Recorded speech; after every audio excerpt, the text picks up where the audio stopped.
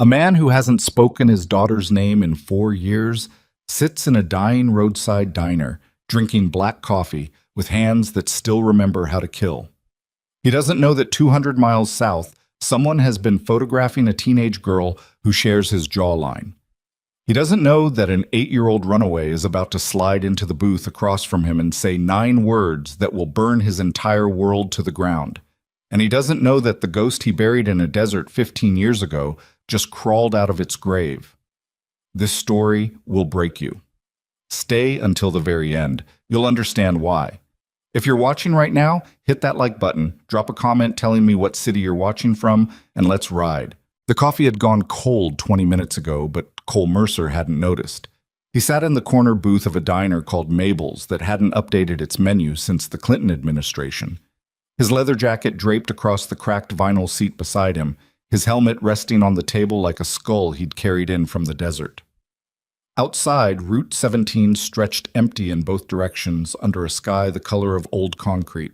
His Harley ticked and cooled in the gravel lot, the only vehicle besides a rusted pickup that probably belonged to whoever was frying eggs behind the counter. He was 43 years old and looked like every mile had been uphill. The scar that ran from his left temple down past his ear had faded to a pale ridge of tissue that caught the fluorescent light. His knuckles were permanently swollen from a decade of things he didn't talk about. His eyes, gunmetal gray, deep-set, permanently narrowed against either sunlight or memory, moved in a slow sweep across the room every 90 seconds without him deciding to do it. Old training. The kind you can't unlearn because it was beaten into your nervous system in places where forgetting meant dying. Cole Mercer had been a Marine. Force Recon. 3 deployments before he was 26. He'd come home with a Purple Heart, a shattered femur held together with titanium pins, and a silence so heavy that his wife stopped trying to reach him after the 2nd year. He'd come home to a daughter who was 3 years old and afraid of him. That was the wound no surgeon could close. The waitress, 60 maybe, with a name tag that read Donna and eyes that had seen too many empty highways, refilled his cup without asking. She glanced at the tattoos visible above his collar, the Black Horizon rider's patch folded into the jacket beside him, and said nothing. Small towns along Route 17 had learned decades ago that men who rode alone and sat in corners either wanted silence or trouble, and the smart money was always on giving them the first, so you never had to deal with the second. Cole wrapped both hands around the mug and stared at the steam rising from the black surface. He hadn't slept in a real bed in 11 days. Hadn't spoken to another human being in 3. He was riding from nowhere to nowhere because standing still meant thinking, and thinking meant remembering a little girl's voice asking her mother why Daddy's hands were always shaking. Riley would be 15 now. He didn't know what she looked like. Didn't know her favorite color or whether she played sports, or if she'd inherited his stubborn jaw or her mother's careful eyes. The custody hearing had lasted 45 minutes.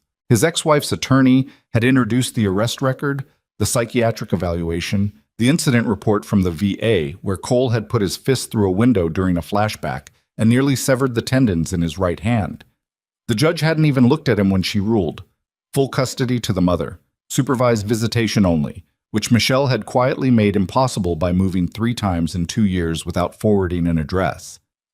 He'd stopped looking after the 3rd move. Not because he stopped caring, because he looked at himself in the mirror one morning, bloodshot eyes, 3-day stubble, knuckles wrapped in gauze from a bar fight he barely remembered, and realized that the kindest thing he could do for his daughter was disappear. That was 4 years ago. The bell above the diner door chimed. Cole's eyes moved to the entrance without his head turning.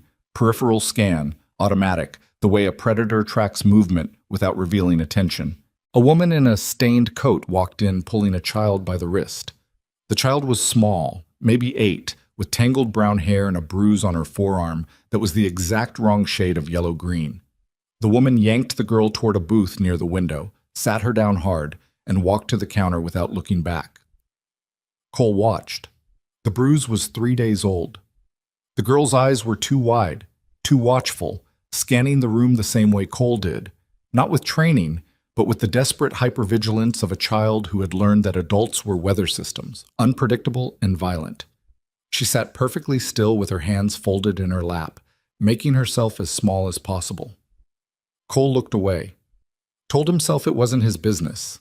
Told himself he'd spent 20 years learning that the world was full of broken things he couldn't fix. He drank his coffee. The woman at the counter was arguing with Donna about the price of a sandwich.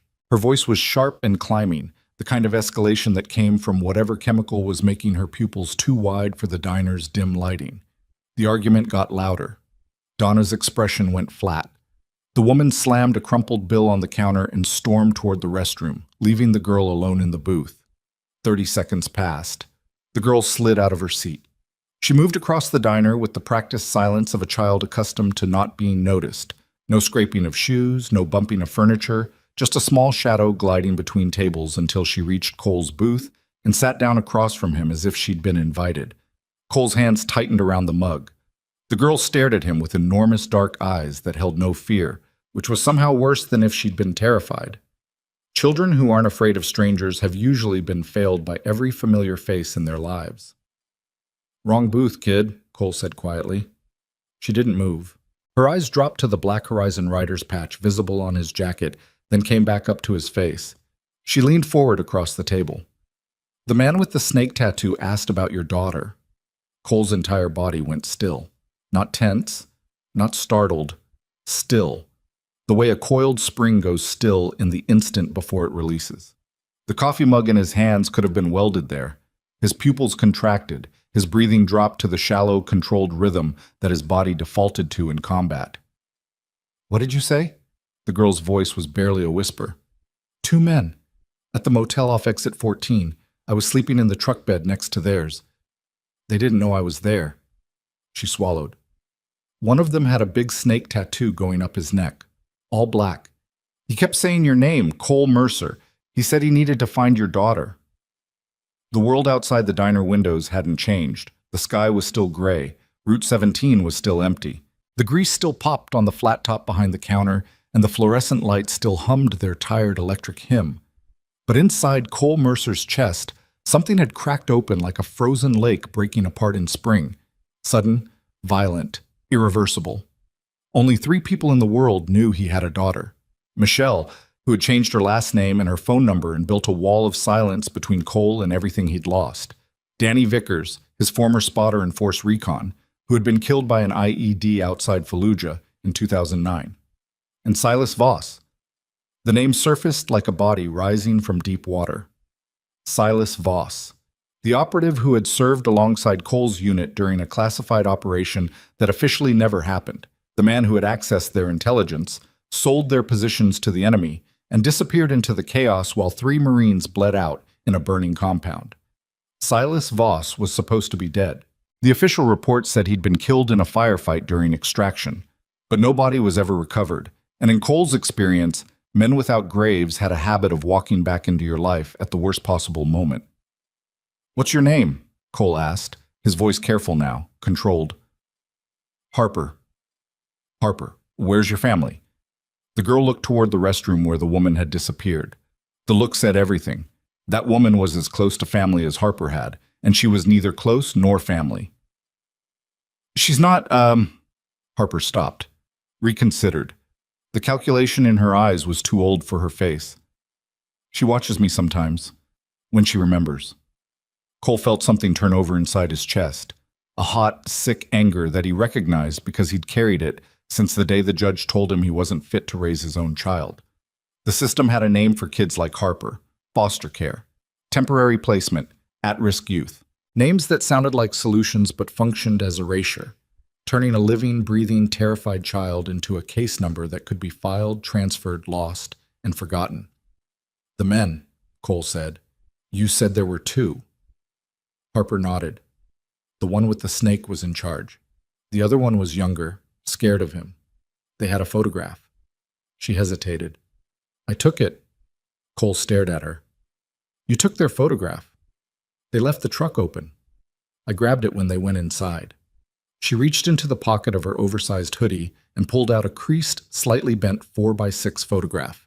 She placed it on the table between them. Cole looked down. The photo showed a teenage girl walking out of a school, backpack over one shoulder, hair pulled back in a ponytail. She was mid-step, unaware she was being watched. Her face turned slightly toward the camera in a way that captured the line of her jaw, the set of her mouth, the particular way she squinted against the afternoon sun. Cole hadn't seen his daughter in 4 years, but he knew that face. He knew it the way you know your own heartbeat, not because you think about it, but because it's the thing that keeps you alive even when you're not paying attention. Riley. Someone had been photographing Riley, recently. The shadows in the image were short, midday, spring or early fall. The school behind her looked suburban, well-maintained. There were other students visible in the background, but Riley was centered in the frame. This wasn't an accident. This was surveillance. His hand was shaking. He set the photograph down and pressed his palm flat against the table until the tremor stopped. "When did you hear them talking?" he asked. "Last night. Maybe 2 in the morning. Where's exit 14 from here?" 20 minutes. Maybe less." The bathroom door opened. The woman in the stained coat emerged, wiping her nose with the back of her hand, her pupils even wider than before. She scanned the diner, saw Harper sitting with Cole, and her face twisted into something between panic and fury. "Harper, get over here!" Harper flinched but didn't move. The woman crossed the diner in 3 fast strides and grabbed the girl's arm hard enough to leave marks. "I told you not to talk to people. I told you—" "Let go of her arm." Cole's voice was low, not loud. The kind of quiet that carries more threat than a shout because it suggests the speaker has already decided what happens next and is simply offering one final chance to avoid it. The woman looked at Cole, looked at his size, his scars, the absolute stillness of his posture, and some survival instinct buried beneath the chemicals firing through her bloodstream told her to release the child's arm. She did. "She's my responsibility," the woman said, but the words came out thin and defensive. "I'm watching her for her mother." "Where's her mother?" "That's none of your Where's her mother?" The woman's mouth opened and closed. She looked at Harper. Harper looked at the table. The silence answered louder than words. Cole pulled a $20 bill from his jacket and set it on the table. "Buy the kid some food. A real meal, not whatever you were going to split with her from the dollar menu." He looked at Harper. "You did the right thing, telling me what you heard." Harper met his eyes. And that look was something Cole recognized from the mirror. The exhausted hope of someone who has been invisible for so long that being seen feels like a hallucination. He stood up, grabbed his jacket and helmet, walked out of the diner into the gray morning where his Harley waited like a dark promise in the gravel lot. He sat on the bike for a full minute without starting the engine. Riley. Someone was hunting Riley. He pulled out a phone he rarely used, a burner, prepaid, the kind of phone carried by men who understood that being findable was a luxury they couldn't afford. He dialed a number from memory. It rang 4 times. "Yeah." The voice on the other end was gravel and smoke. Dex Harlow, vice president of the Black Horizon Riders. 61 years old, Vietnam-era veterans kid, retired pipefitter with a beard like steel wool and hands that could tear a phone book in half. He'd ridden with Cole for 9 years and never once asked about his past. That was the currency of the club. Not questions, but presence. You showed up, you rode, you stood when standing mattered. Everything else was silence. "It's Cole." "I know who it is. You sound like hell." "I need a meet. Full table. Tonight." Silence on the line. A full table meant every patched member within riding distance. It meant something had gone wrong in a way that couldn't be fixed by one man alone. "Where?" Dex asked. "The compound. I'll be there by dark." "Cole." Dex's voice dropped half a register. "What happened?" Cole looked at the photograph in his hand. His daughter's face. Taken by someone who had no right to see her, no right to know her name, no right to stand close enough to capture the way the light fell across her cheekbone. Someone found Riley. The line went quiet for 3 seconds. Dex knew the name. Not because Cole had told him the story, he never had, not fully, but because one night 3 years ago, Cole had gotten drunk enough on cheap bourbon at the compound to say his daughter's name out loud before going silent for the rest of the night. Dex had never mentioned it again. He didn't need to. He'd been carrying that name in his memory ever since, waiting for the night it became relevant. Tonight was that night. "I'll make the calls," Dex said. "Every man. No exceptions." Cole hung up and started the engine.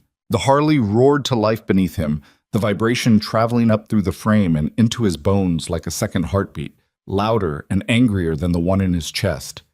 He pulled onto Route 17 heading west, the wind cutting against his face cold enough to make his eyes water, and for the first time in 4 years he wasn't running from something. He was running toward it. The Black Horizon Riders compound sat at the end of a dirt road 7 miles outside a town called Ashford that most maps had forgotten. The property was 12 acres of scrub pine and packed earth surrounded by a chain-link fence topped with razor wire that nobody had ever been stupid enough to test. The main building was a converted auto shop, concrete block walls, steel roll-up doors, a flat roof stained with decades of weather. Inside, a bar made from reclaimed barnwood, a pool table with a torn felt surface, mismatched chairs, and a long oak table where the club held church. By the time Cole arrived, 6 bikes were already lined up outside. He could read the rides like a roster. Dex's battered Road King, Reno Castillo's blacked-out Street Glide, the stripped-down Dyna belonging to Patch Sullivan, and 3 others belonging to men who'd driven through the night, because when the call went out, you answered. That was the only rule that mattered. He walked in and the room went quiet. Not the awkward silence of interruption, but the focused silence of men who understood that what came next was going to cost something. Dex stood behind the bar with his arms crossed. Reno sat at the table cleaning a knife that didn't need cleaning, his dark eyes tracking Cole's entrance with the measured assessment of a man who'd spent 20 years as an Army Ranger before trading his uniform for leather. Patch was in the corner nursing a beer, his prosthetic left hand resting on the table. He'd lost the original in a motorcycle accident 6 years ago, but still rode better one-handed than most men did with 2. "Sit down," Dex said. Cole sat. He placed the photograph in the center of the table. "This is my daughter. Her name is Riley. She's 15 years old and I haven't seen her since she was 11. He paused. Let the words settle. "Someone has been watching her, photographing her. An 8-year-old girl overheard 2 men at a motel discussing how to find her, and one of those men is someone I thought died 15 years ago in a desert I'm not supposed to talk about." Nobody spoke. The silence wasn't empty. It was loaded, pressurized, the silence of men calculating what the next hours were going to require. Reno stopped cleaning his knife. "Name?" "Silas Voss." The name landed like a round hitting a steel plate. Dex's jaw tightened. He'd never served with Cole, but he'd been in the life long enough to know that certain names carried weight measured in blood. "What does he want?" Patch asked. "I don't know yet, but he wants her specifically, not me. Her." Cole looked around the table.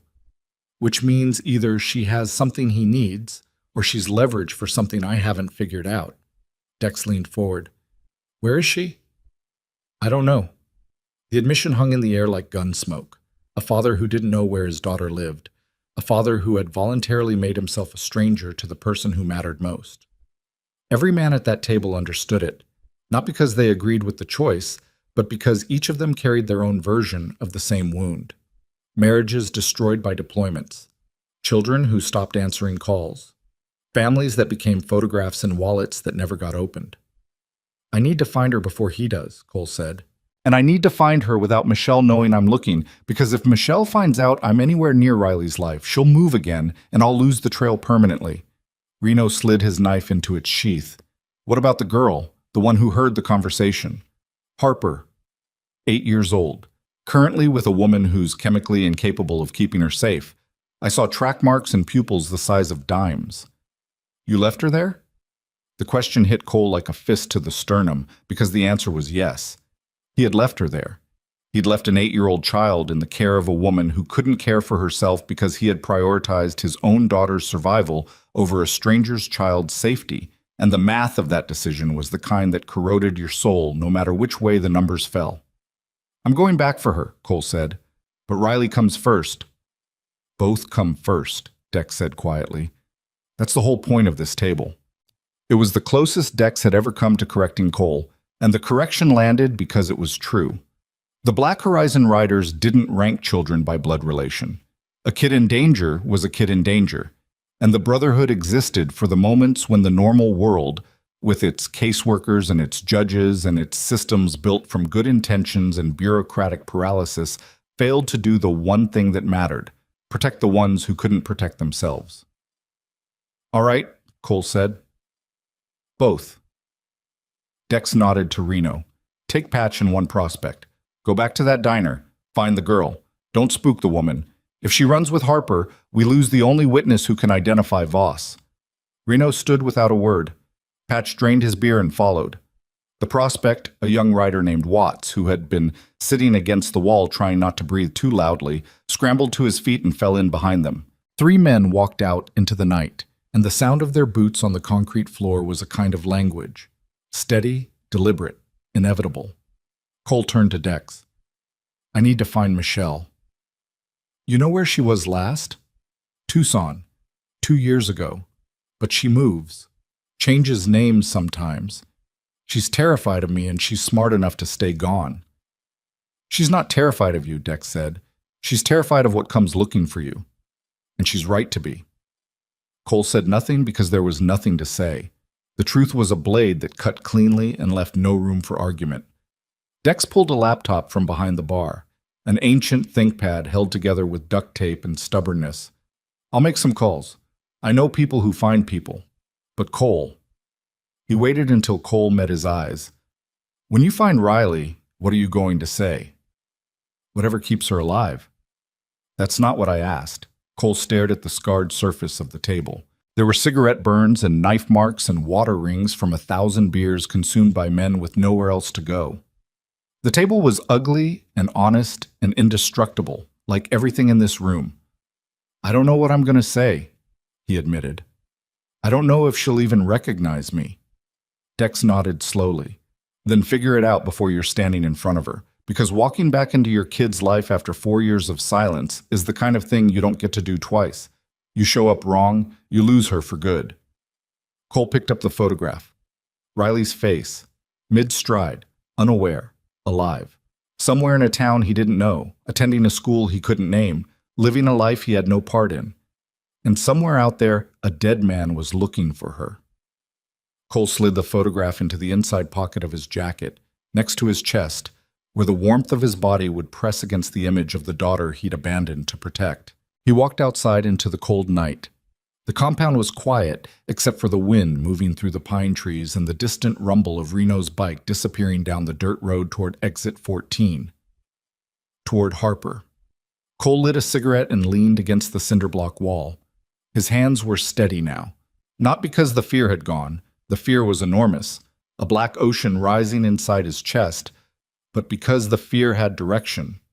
Undirected fear was paralysis. Directed fear was fuel. He exhaled smoke into the darkness and made himself a promise he had no right to make. He was going to find Riley. He was going to put himself between his daughter and whatever was coming for her.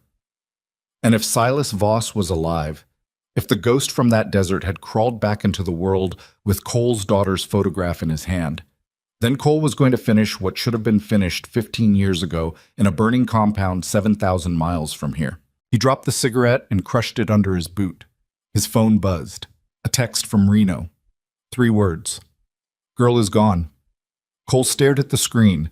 The wind cut through his jacket and found every scar on his body, every old wound that had never fully healed, and for one long moment the night felt like it was swallowing him whole.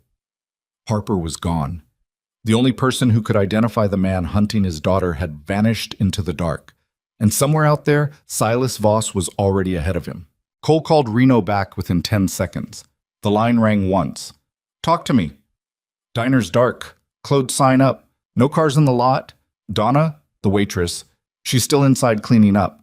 Says the woman and the girl left about 2 hours after you did. Woman was on the phone with someone, got agitated, dragged the kid out without finishing the food you paid for. Reno paused.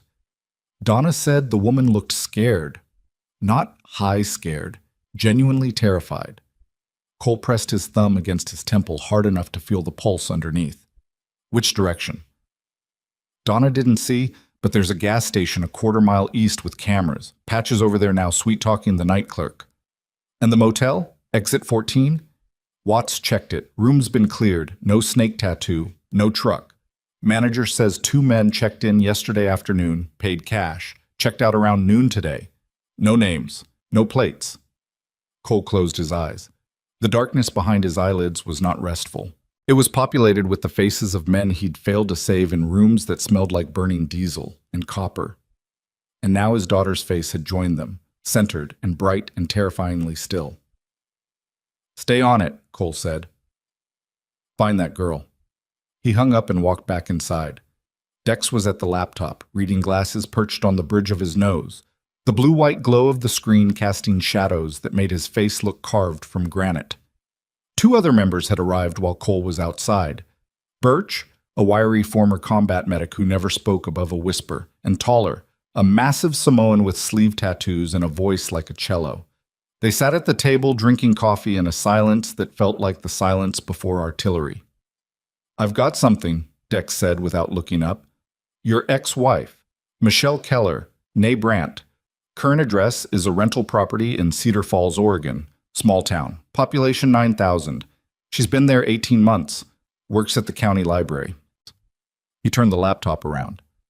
"Riley's enrolled at Cedar Falls High. Sophomore." Cole stared at the screen. A map. A pin. A street name. The distance between him and his daughter reduced to coordinates in a 12-hour ride. "How did you find her that fast?" "I didn't. I called Monk." The name landed with weight. Monk was a former Army intelligence analyst who now lived in a basement apartment in Portland surrounded by servers and empty energy drink cans. He did contract work for people who needed information found quietly, skip traces, background checks, digital forensics.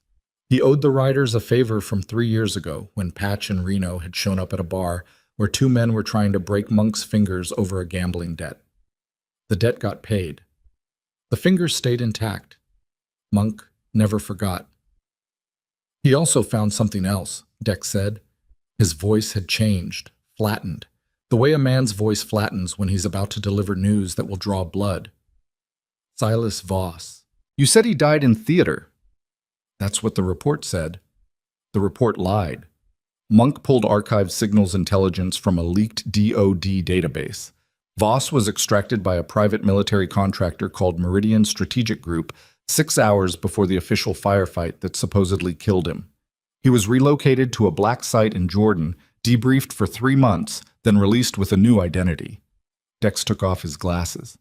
"He's been alive this entire time, Cole, and Meridian Strategic Group has a very specific client list: defense contractors, arms dealers, and a financial syndicate operating out of the Gulf Coast that launders money through shell companies in 11 states. Cole's jaw tightened so hard he could hear his own teeth.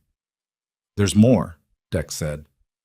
"Monk found a connection between the syndicate and your old unit's mission. The operation you ran in 2008, the one that doesn't exist on paper. You hit a compound that was supposed to be a weapons cache. It was a weapons cache. It was also a financial node. Ledgers, account numbers, routing codes, the entire money pipeline for the syndicate's operations in 3 countries. When your unit destroyed the compound, most of that documentation was lost." Dex paused. The silence was surgical. Most of it. Cole felt the room tilt. Not physically, perceptually. The way the world shifts when a piece of information rearranges everything you thought you understood about your own history. "What are you saying?" "I'm saying that before the compound burned, someone extracted a ledger, a physical ledger. And according to the signals intelligence Monk found, that ledger ended up in the personal effects of a Marine who shipped a footlocker home before his last deployment." Dex looked at Cole with eyes that held no accusation, only the terrible patience of a man delivering a verdict. "Your footlocker, Cole. The one Michelle took when she left." The room was silent except for the hum of the overhead lights and the distant creak of pine trees bending in the wind outside. 5 men sat at a table built for decisions that couldn't be undone, and every one of them was looking at Cole. "I didn't know," Cole said. The words came out hollow, not defensive. Hollow. The sound of a man discovering that the wreckage he'd spent years walking away from was infinitely larger than he'd understood.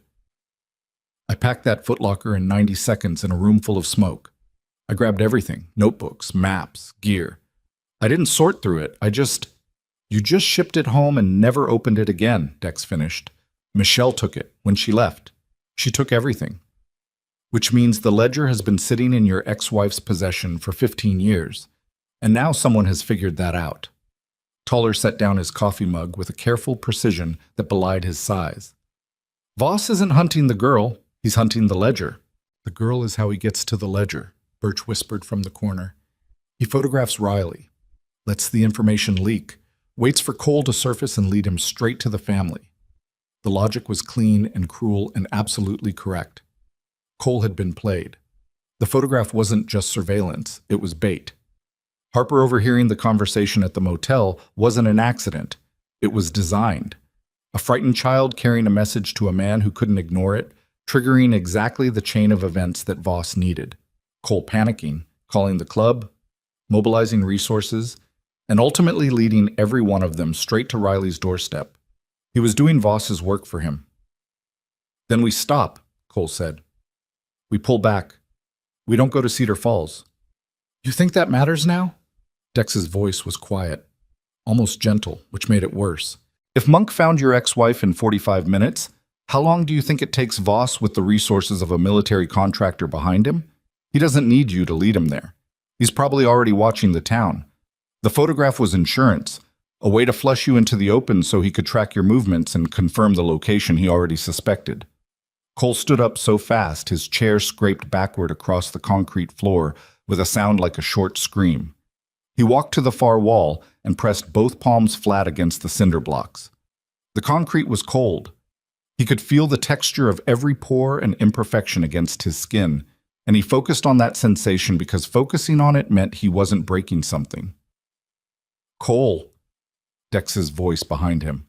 I led them to her. Cole's words were barely audible, pressed into the wall like a confession spoken into stone. I made the calls. I activated the network. Every step I've taken tonight has been exactly what he wanted.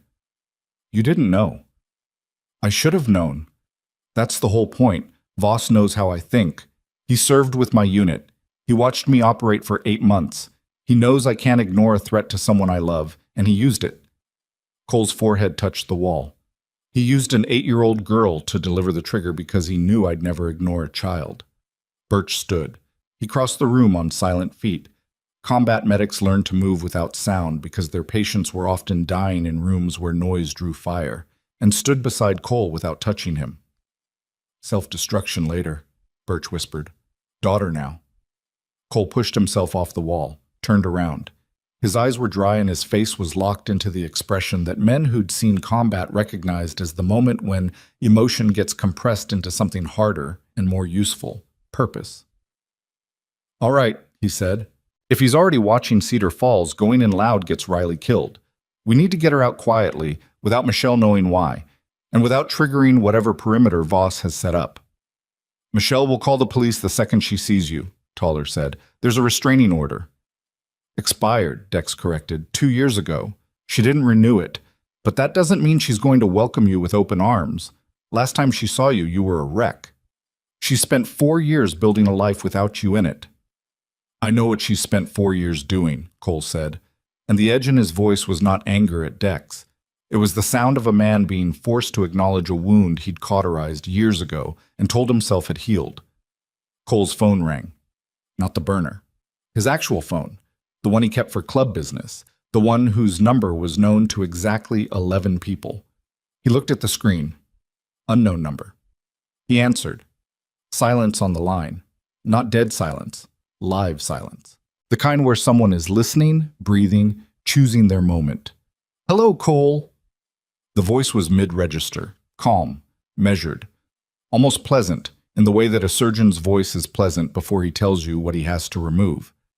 Cole hadn't heard it in 15 years, but the recognition was instantaneous, written into the part of his brain that cataloged threats the way a library catalogs books, permanently, precisely, and without forgiveness.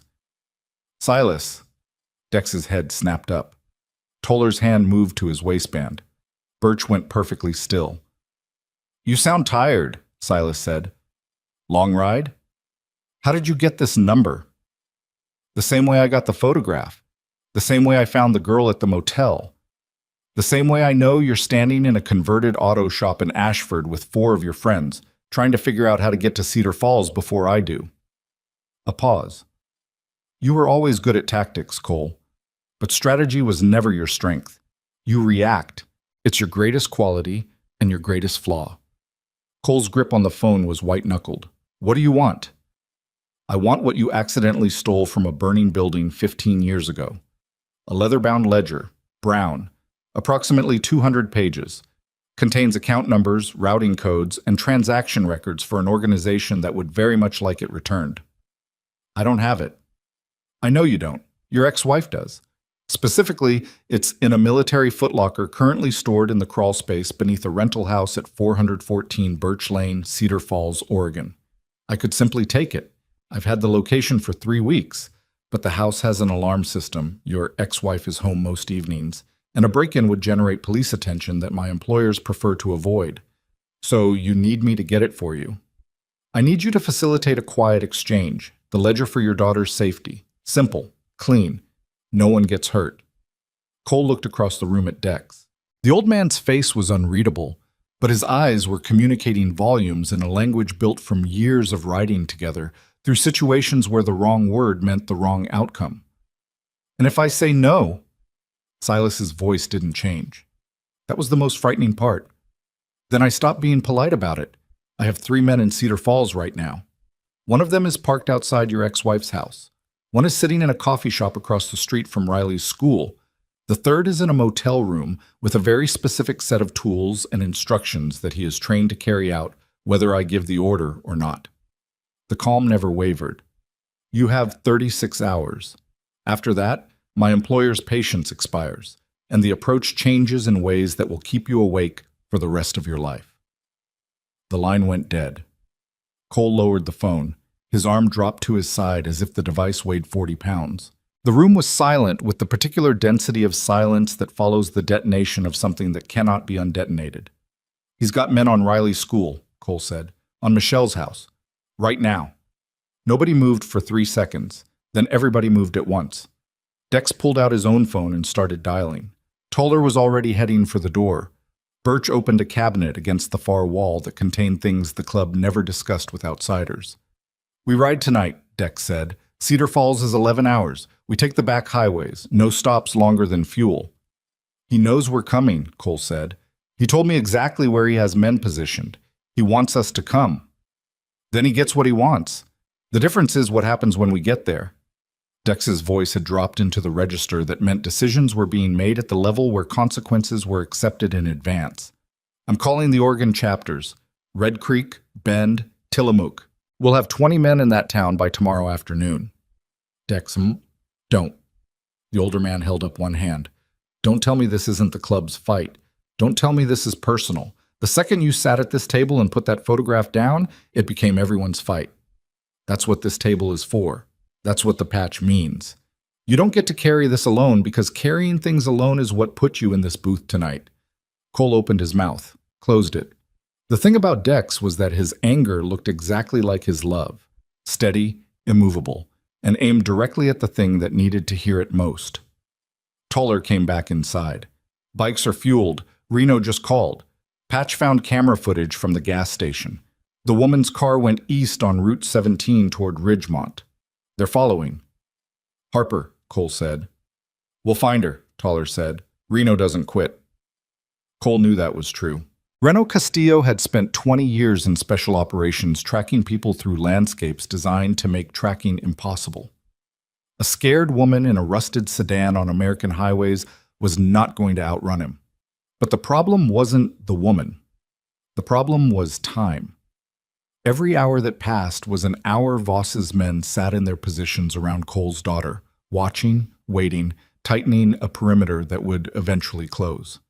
They mounted up at midnight, 5 bikes rolling out of the compound in formation, Cole on point, Dex on his right shoulder, Toller and Birch flanking, and a prospect named Keel bringing up the rear. The engines shattered the silence of the empty road and filled the night with a sound that was not music but was not noise either. It was declaration, a statement of mass and velocity and intent that the darkness had no choice but to accommodate. The miles dissolved beneath them. Small towns flickered past like dying stars. Gas stations with one pump. Motels with vacancy signs that never turned off. Churches with parking lots emptier than their promises. Cole rode with the photograph pressed against his chest inside his jacket, his daughter's face against his heart, and with every mile the weight of what he was riding toward grew heavier. He'd abandoned Riley to protect her. That was the story he'd told himself for 4 years, that his absence was an act of love, that removing himself from her life was the sacrifice a good father makes when he knows he's the source of the danger. But somewhere on a dark highway between Ashford and Cedar Falls, with the wind tearing at his face and the engine hammering beneath him, the lie fell apart. He hadn't left to protect Riley. He'd left because staying meant facing what he'd become. Staying meant sitting across the breakfast table from a child who flinched when he raised his voice. Staying meant watching Michelle's eyes scan him every morning for signs of the man who woke up swinging in the dark, who couldn't stand in a grocery store without mapping the exits, who kept a loaded weapon in the nightstand 6 inches from where his 3-year-old daughter slept. He left because it was easier than changing. And now a dead man was sitting in a car outside his daughter's school because Cole had been too broken to stay and too proud to get fixed. They stopped for fuel at a truck stop outside Elko at 3 in the morning. The fluorescent lights buzzed like trapped insects over islands of concrete and gasoline. A long-haul trucker at the next pump looked at the 5 bikers and the patches on their cuts and decided his receipt could wait. He got back in his cab and pulled away without making eye contact. Cole stood at the pump watching the numbers climb and felt his phone vibrate. A text from Reno. Found the woman. Ridgemont Motor Lodge, room 9. Harper is with her, both sleeping, holding position outside, awaiting instructions. Cole exhaled. One piece recovered from the wreckage of this night. He typed back, "Stay on her. Don't approach until I give the word." And Reno, "If anyone else shows up at that motel, anyone at all, you get that girl out first. Everything else is secondary." The response came in 4 seconds. Understood. Dex appeared beside him, helmet under one arm, a gas station coffee in the other. He looked like he'd been carved from the same stone as the desert they were riding through, weathered, patient, unyielding. Birch pulled up satellite imagery of Cedar Falls on his phone, Dex said. Small town, 3 main roads in and out. Riley's school is on the east side, residential. Michelle's house is 4 blocks south. If Voss has 3 men positioned the way he described, he's got the whole family's daily pattern covered. He wants the ledger. He wants the ledger, Dex agreed. But he also called you directly and told you exactly where his people are. Why? Cole frowned. To apply pressure, to make sure I know the threat is real. Or to make sure you come in angry and predictable. Dex sipped his coffee. Think about it. He could have taken the ledger weeks ago. He said the house has an alarm, but that's a minor obstacle for someone with military contractor resources. He doesn't need you to get the ledger. He needs you for something else. What? I don't know yet. But when a man who manipulated an 8-year-old girl into delivering a message tells you his exact tactical positioning, he's not being generous. He's hurting you. Cole stared at the highway. The darkness beyond the truck stop lights was absolute, a void that swallowed everything and returned nothing. Somewhere in that darkness, 11 hours of road separated him from his daughter, and every mile of it was a mile that Silas Voss had already mapped. Then we do something he hasn't mapped, Cole said. Like what? I go in alone. Not to the house, not to the school. I find Michelle at work, the library, public space, neutral ground, no bikes, no cuts, just me. Dex studied him for a long moment. You haven't spoken to your ex-wife in 4 years. You're going to walk into her workplace and tell her that a ghost from your classified military past is surveilling your daughter because of a ledger she doesn't know she has, hidden in a footlocker she probably forgot exists. Yes. And you think she's going to believe you? No, Cole said. I think she's going to call the police, and then I think she's going to look at my face and realize I'm telling the truth, because whatever else Michelle thinks of me, she knows I would never come back unless the alternative was worse. Dex finished his coffee and crushed the cup in his fist. The boys from Red Creek and Bend will be in position by tomorrow afternoon. Until then, you're exposed. I know. If Voss is watching the town, he'll see you arrive. I know. And if Michelle won't listen, If she calls the cops and you get picked up before you can explain, Riley is alone with 3 of his men around her and no one between them. Cole looked at Dex. The older man's face was hard, but his eyes held something that wasn't hardness. It was the expression of a man who had watched too many brothers ride toward things they might not ride back from, and had learned that the only thing worse than watching them go was not being there when they arrived. "Then don't let me get picked up," Cole said.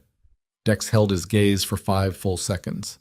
Then he nodded once, a single downward motion of his chin that carried the weight of every ride, every fight, every silent night at the compound when 2 men sat on opposite sides of a bar and didn't need to speak because the silence between them was a language more fluent than words. "Mount up," Dex called to the others. "We ride straight through." 5 engines fired in sequence, each one a detonation of sound and intent that echoed off the gas station canopy and rolled across the empty desert like distant thunder. They pulled onto the highway in formation, headlights cutting through the darkness, and rode west toward a town that didn't know they were coming, toward a woman who didn't know she was in danger, toward a daughter who didn't know her father was 12 hours away and closing.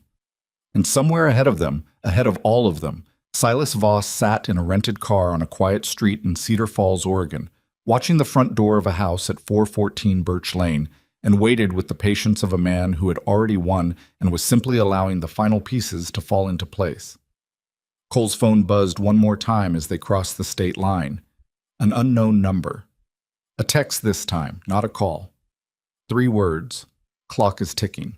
And behind them, 400 miles east in a motel room in Ridgemont, Harper sat awake in the dark beside a woman who had passed out with a needle still within arm's reach, listening to the sound of motorcycle engines idling in the parking lot outside her window, and wondered whether the sad man from the diner had heard her, whether anyone had ever heard her, and whether the men with the snake tattoos would find her before morning.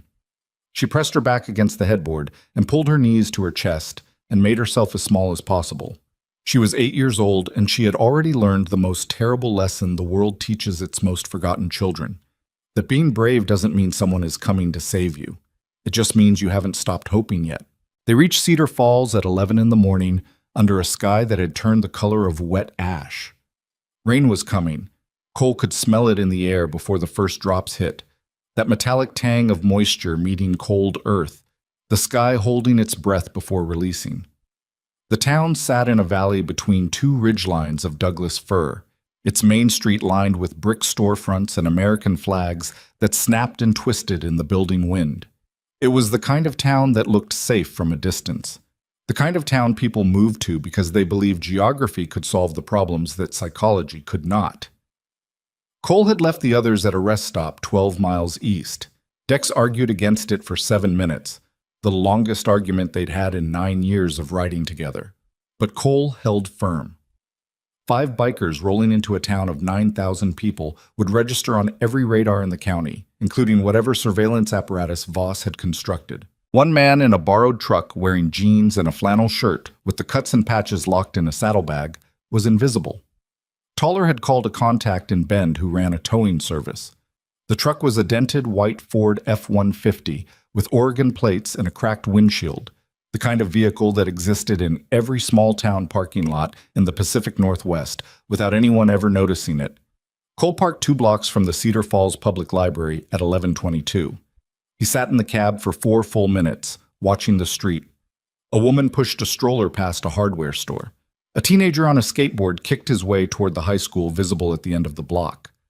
2 elderly men sat on a bench outside the post office arguing about something that required hand gestures. Normal. Ordinary.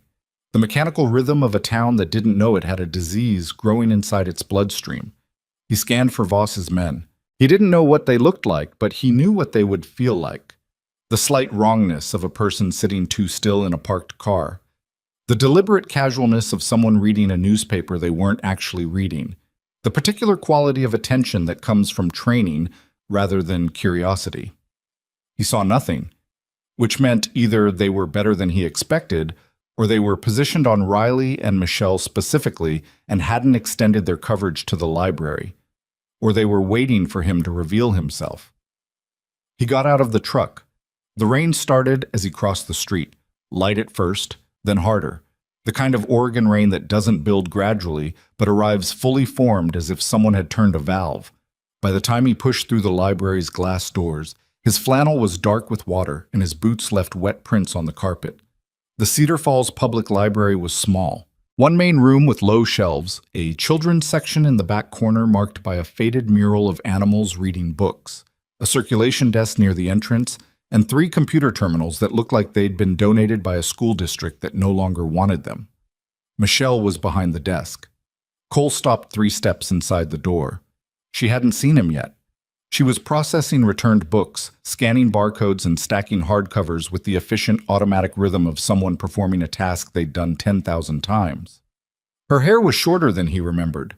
Shoulder length now, lighter, threaded with the first traces of gray at the temples. She wore reading glasses she hadn't needed 4 years ago.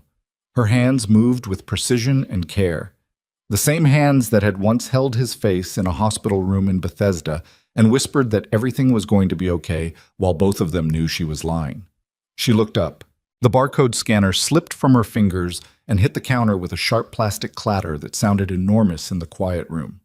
Her face went through 4 expressions in 2 seconds: recognition, disbelief, fear, and something else.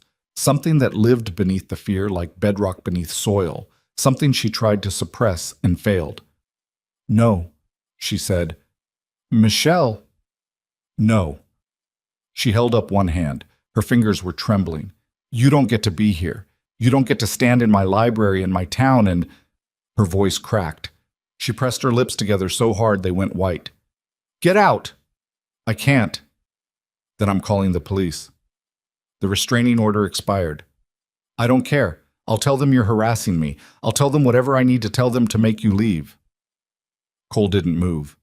He stood exactly where he was, 3 steps inside the door, rain dripping from his clothes onto the carpet, and made no gesture that could be interpreted as aggression or advance. He'd rehearsed this moment for 11 hours on the highway and still didn't have the right words because there were no right words. There was only the truth, and the truth was a grenade with the pin already pulled. "Riley is in danger." Michelle's hand froze halfway to the desk phone. Her eyes, hazel, sharp, the same eyes that had once looked at him with a love so complete it terrified them both, searched his face with an intensity that was not trust, but was its desperate cousin. The need to determine whether the man standing in front of her was lying or insane or telling the truth, because each possibility required a completely different response and the wrong choice could cost everything. "What did you say?" "Someone is watching her, right now. There are at least 3 men in this town who have been surveilling her school and your house for weeks. One of them is parked outside your home. Another is within visual range of Riley's school." "That's insane." "You have a military footlocker in your crawl space. Brown leather. You took it when you left. Inside that footlocker is a ledger, a financial record from an operation I was part of in 2008. That ledger can destroy a criminal syndicate worth hundreds of millions of dollars. The man who wants it is named Silas Voss, and he served with my unit before he betrayed us and disappeared. He faked his death. He's been alive for 15 years, and 3 weeks ago he found you." Michelle stared at him. Behind her, a library volunteer, a white-haired woman shelving books in the biography section, had noticed the tension at the front desk and was watching over the tops of her glasses with the careful attention of someone deciding whether to intervene. "You need to leave," Michelle said. Her voice was quieter now, not calmer, quieter. The voice of a woman who had spent 4 years building a wall between her daughter and the chaos that Cole Mercer generated simply by existing, and who could feel that wall beginning to crack. "I know you don't trust me.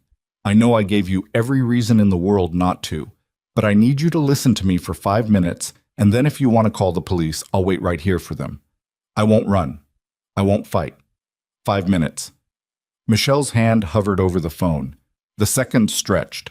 Rain hammered against the library windows with increasing intensity, and the overhead lights flickered once, a momentary brownout that made the room dim and then recover, as if the building itself was uncertain.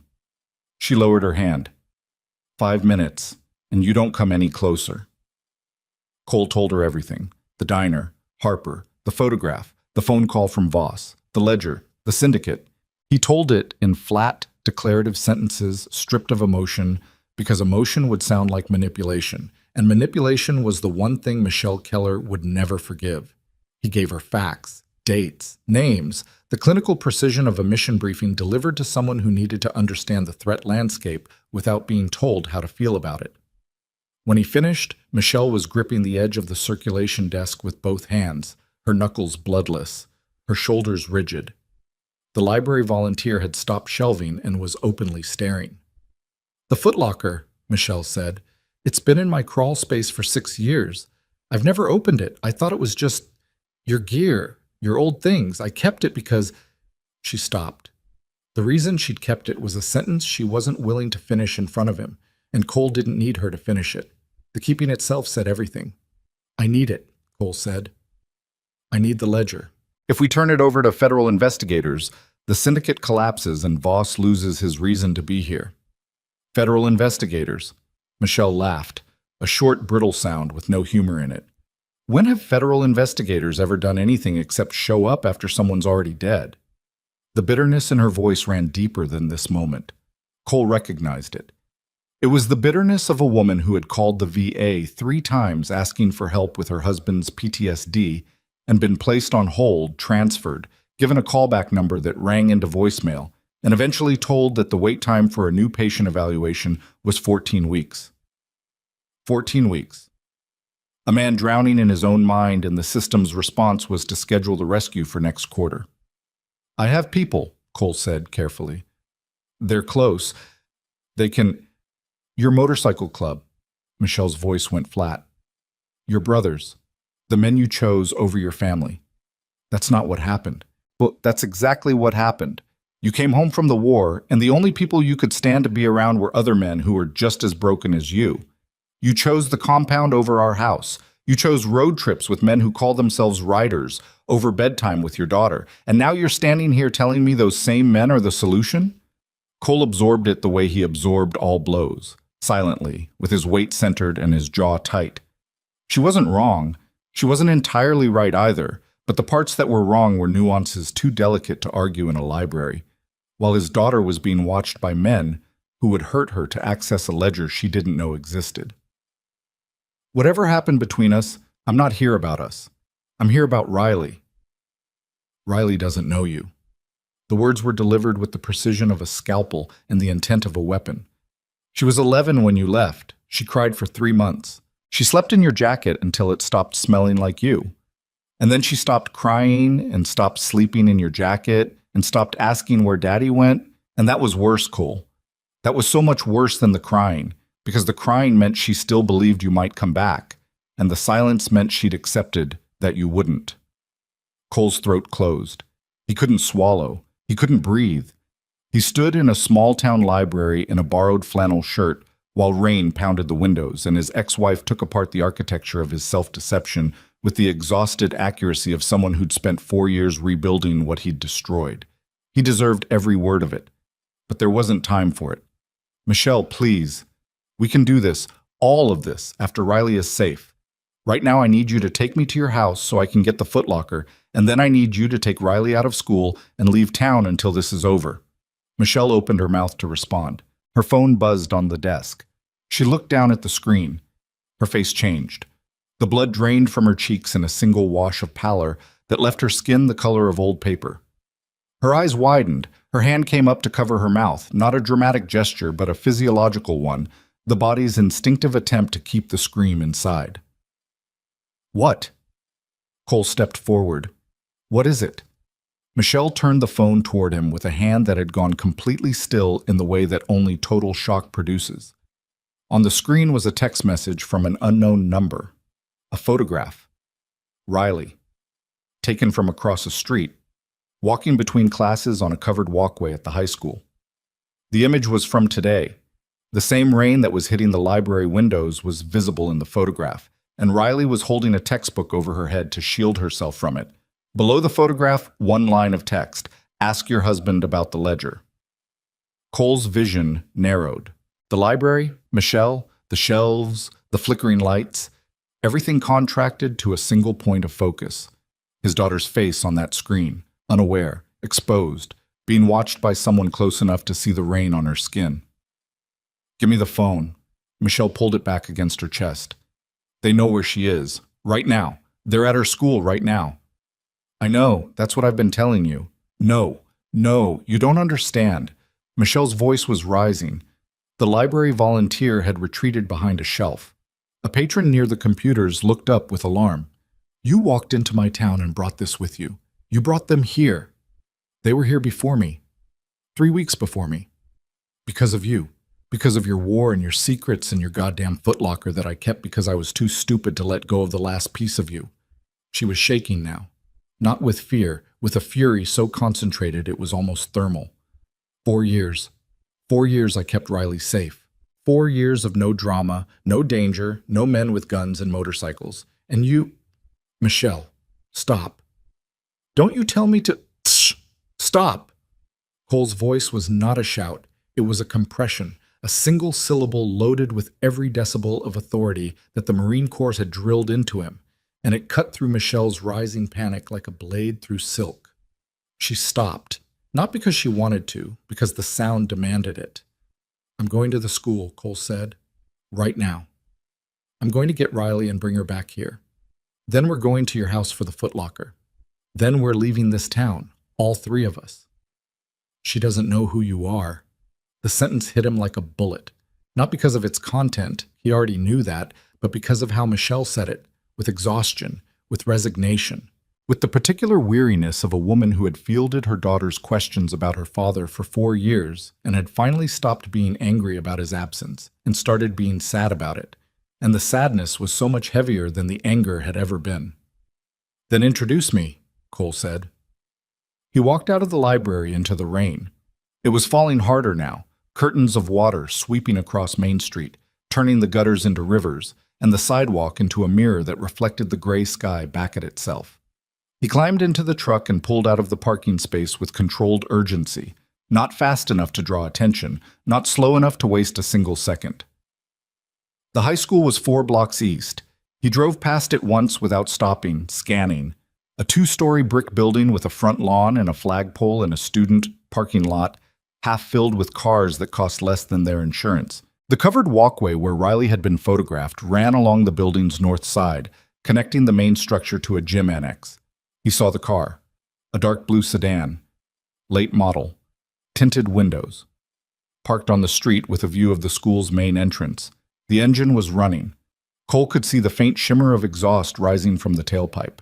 The car was clean, too clean for this weather, this town, this street. Every other vehicle on the block was coated with the thin layer of road grime that came from driving wet mountain highways. This car had been washed recently and deliberately, the habit of someone trained to maintain equipment in operational condition. Cole passed the sedan without slowing. In the rearview mirror, he saw the driver's silhouette, still, watchful, positioned behind tinted glass with the patient immobility of a surveillance professional. He parked 2 blocks past the school and reached for his phone. Dialed Dex. I'm in town. 1 confirmed surveillance vehicle on the school, dark blue sedan, running engine, tinted windows, east side of the building. Oregon plates? Couldn't read them from this angle. We're 12 miles out. Give us 20 minutes. I don't have 20 minutes. Voss sent a photograph to Michelle's phone. They're escalating. The line hissed with rain and static. Cole, listen to me. If you approach that school with a hostile vehicle watching the entrance, you reveal yourself. You confirm Riley's identity to anyone who might have been uncertain, and you put yourself in a confrontation with no backup in a public school full of children. I know. Do you? Because the last time you went into a building alone against trained operators, 3 men died. They weren't my daughter. Dex was quiet for 4 seconds. Cole could hear the rumble of bikes in the background, the wet hiss of tires on a soaked highway. 20 minutes, Dex repeated. That's all I'm asking. 50. I'll push it. Stay in the truck. Watch the sedan. If it moves, call me. Do not... Cole, do you hear me? Do not approach alone. Cole hung up without promising. Promises were the things you made when you intended to keep them, and Cole wasn't sure of his intentions anymore. He was operating on something deeper than intention, on the primal subterranean imperative that drove every parent on Earth when their child was in the path of something harmful. It wasn't courage. It wasn't recklessness. It was biology. The same force that makes a wounded animal charge a predator 10 times its size when the predator approaches its young. His phone buzzed. He expected Dex. It wasn't Dex. It was Reno. Cole, we have a problem. The way Reno said it, flat, controlled, the voice of a man reporting contact under fire, made Cole's stomach drop through the floor of the truck. What happened? We approached Harper's motel room this morning. Door was open. Woman was gone. Needles on the bathroom floor, room trashed. Harper was sitting on the bed by herself. She'd been alone for at least 4 hours. Is she okay? She's fine. She's with Patch right now. He's feeding her pancakes at a diner down the road. But Cole, Reno's voice changed, dropped lower, as if the next words needed to be delivered below the threshold of the room's ambient noise. I talked to her. She told me more about what she heard at the motel, the two men, the conversation. What about it? She didn't just overhear them by accident. She was awake because one of them woke her up. He came to the truck bed where she was sleeping and shone a flashlight on her face. He looked at her. Then he walked away and started the conversation with the other man, loud enough for her to hear every word. The implication landed like a hammer strike on cold iron. Harper hadn't stumbled onto intelligence by chance. She'd been shown it. The man with the snake tattoo had deliberately verified that the child was awake and listening before conducting a conversation designed to be overheard. She was a delivery system, Cole said. It gets worse. I showed Harper a photograph of Silas Voss. Monk pulled an old military headshot. She said it wasn't him. The man with the snake tattoo was not Silas Voss. Cole's hand tightened on the phone. What? The man at the motel was someone else, younger, bigger. The snake tattoo on his neck was fresh, still healing. She said the skin around it was red and raised.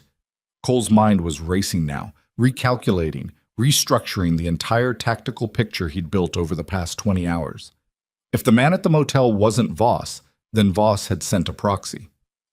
Someone wearing a newly acquired tattoo designed to match a description that would eventually reach Cole. A visual signature meant to confirm identity at a distance without ever requiring face-to-face contact. There's one more thing, Reno said. Harper said the other man, the scared one, the younger one, called the snake tattoo guy by a name. She remembers it because it was unusual. What name? Keel. The world stopped. Keel, the prospect, the young rider Dex had assigned to bring up the rear of their formation on the ride to Cedar Falls. The man who was right now somewhere behind them on the highway, riding with the club, wearing a Black Horizon rider's prospect cut.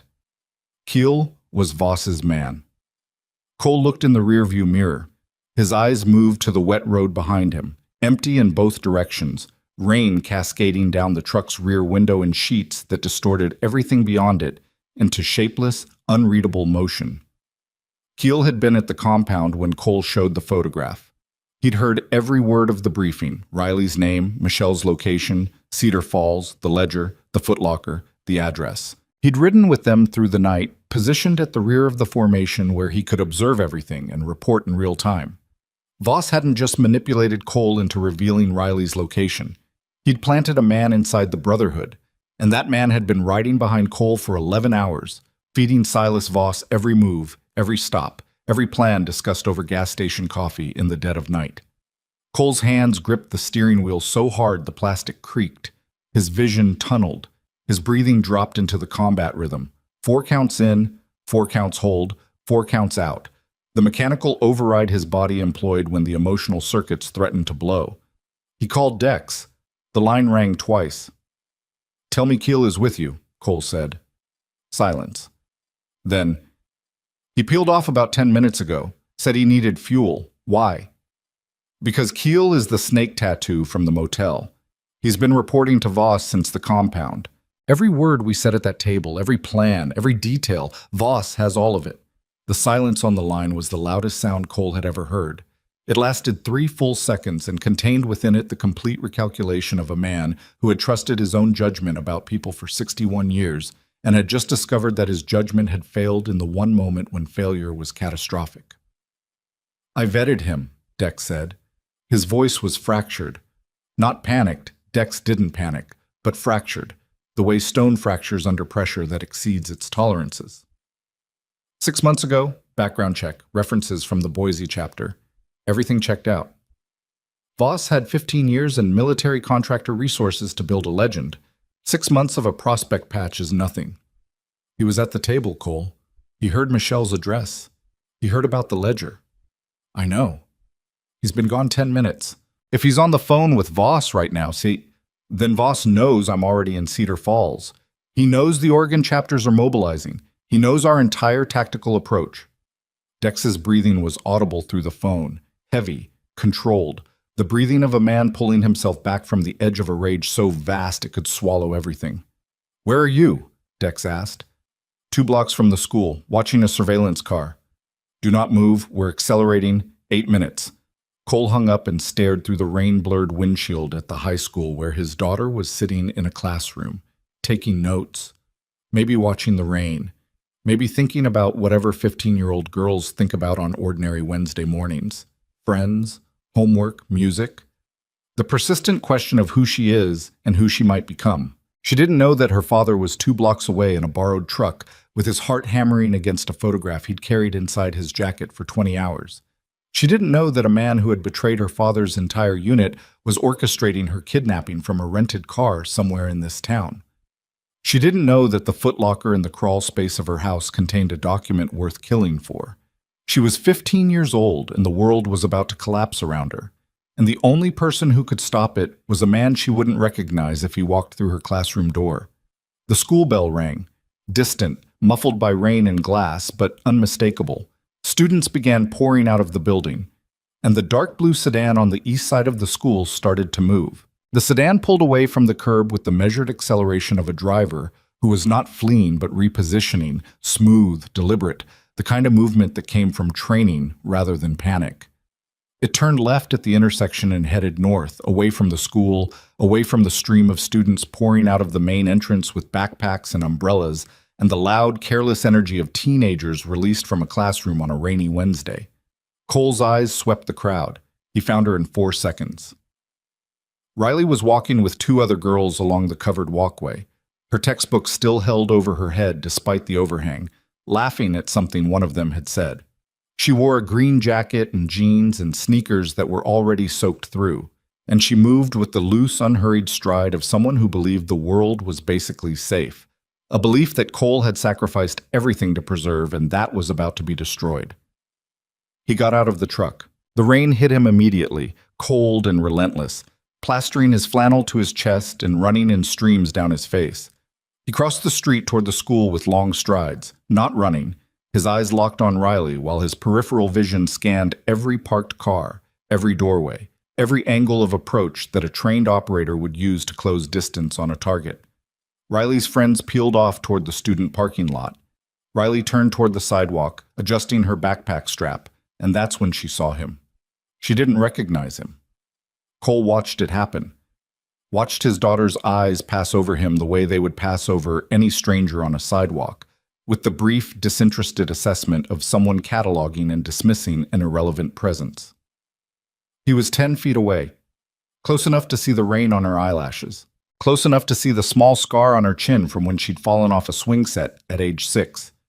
He'd been the one to carry her to the car, her blood on his shirt, her tiny fists gripping his collar. She didn't know him. Riley. She stopped, frowned.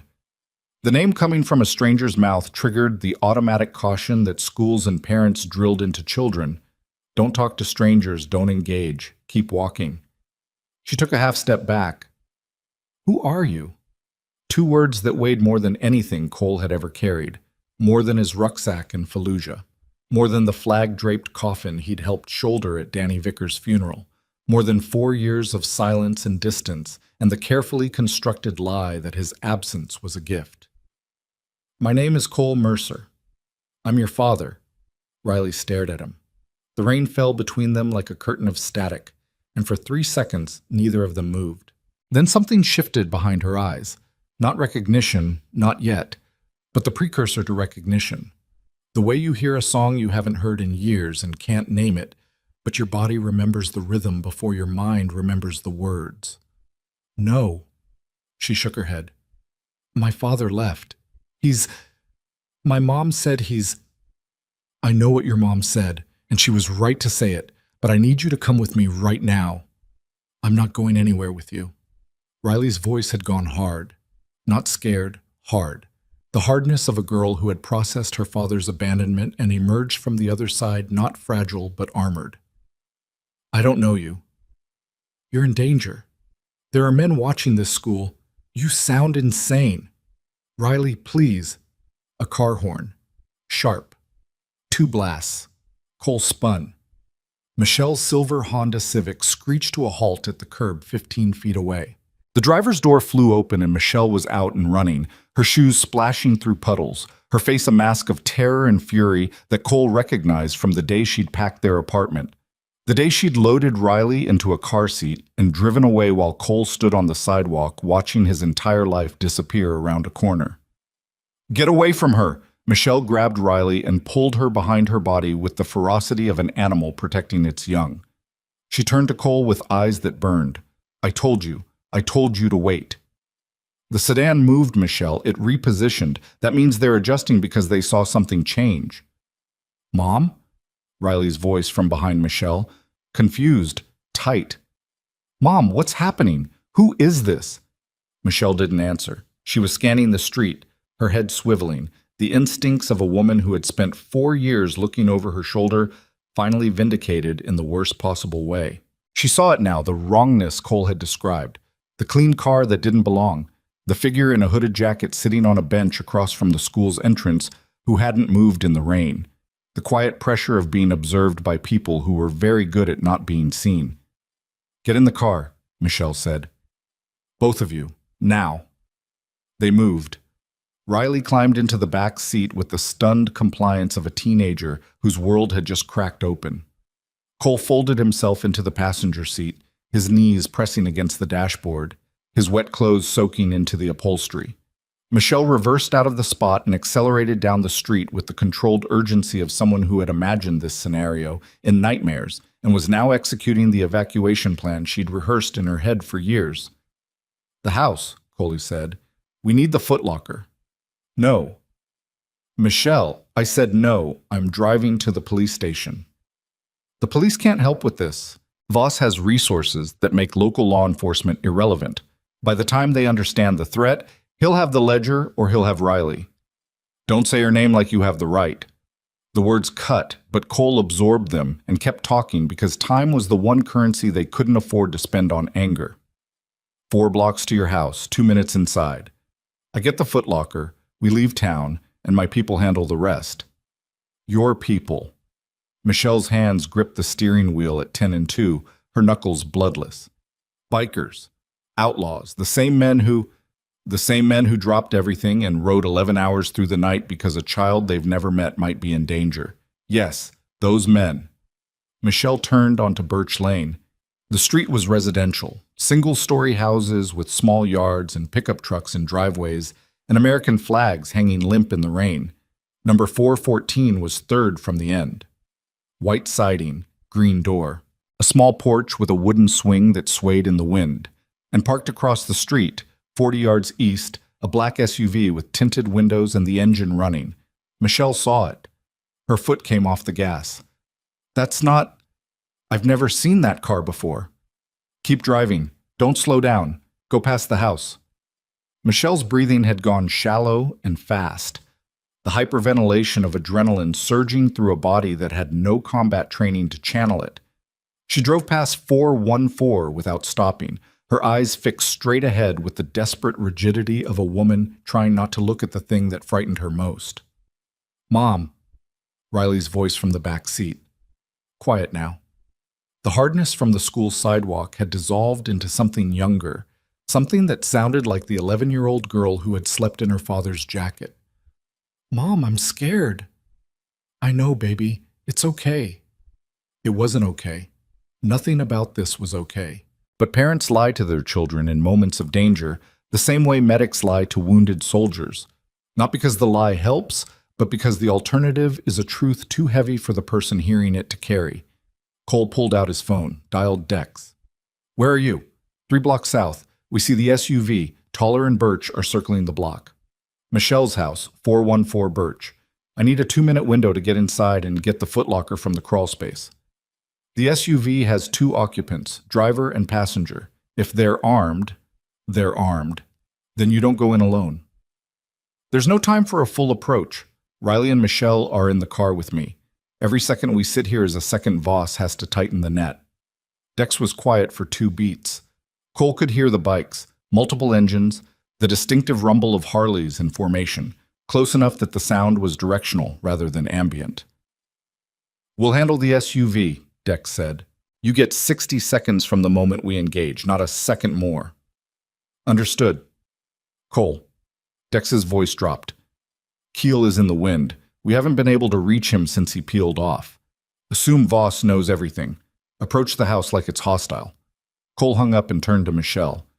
"I need you to drive around the block and stop at the end of the alley behind your house. Keep the engine running. Don't turn it off for any reason." "What are you going to do?" "I'm going to go inside your house through the back door, get the footlocker, and be out in 60 seconds. "And the car across the street?" "My people are handling it."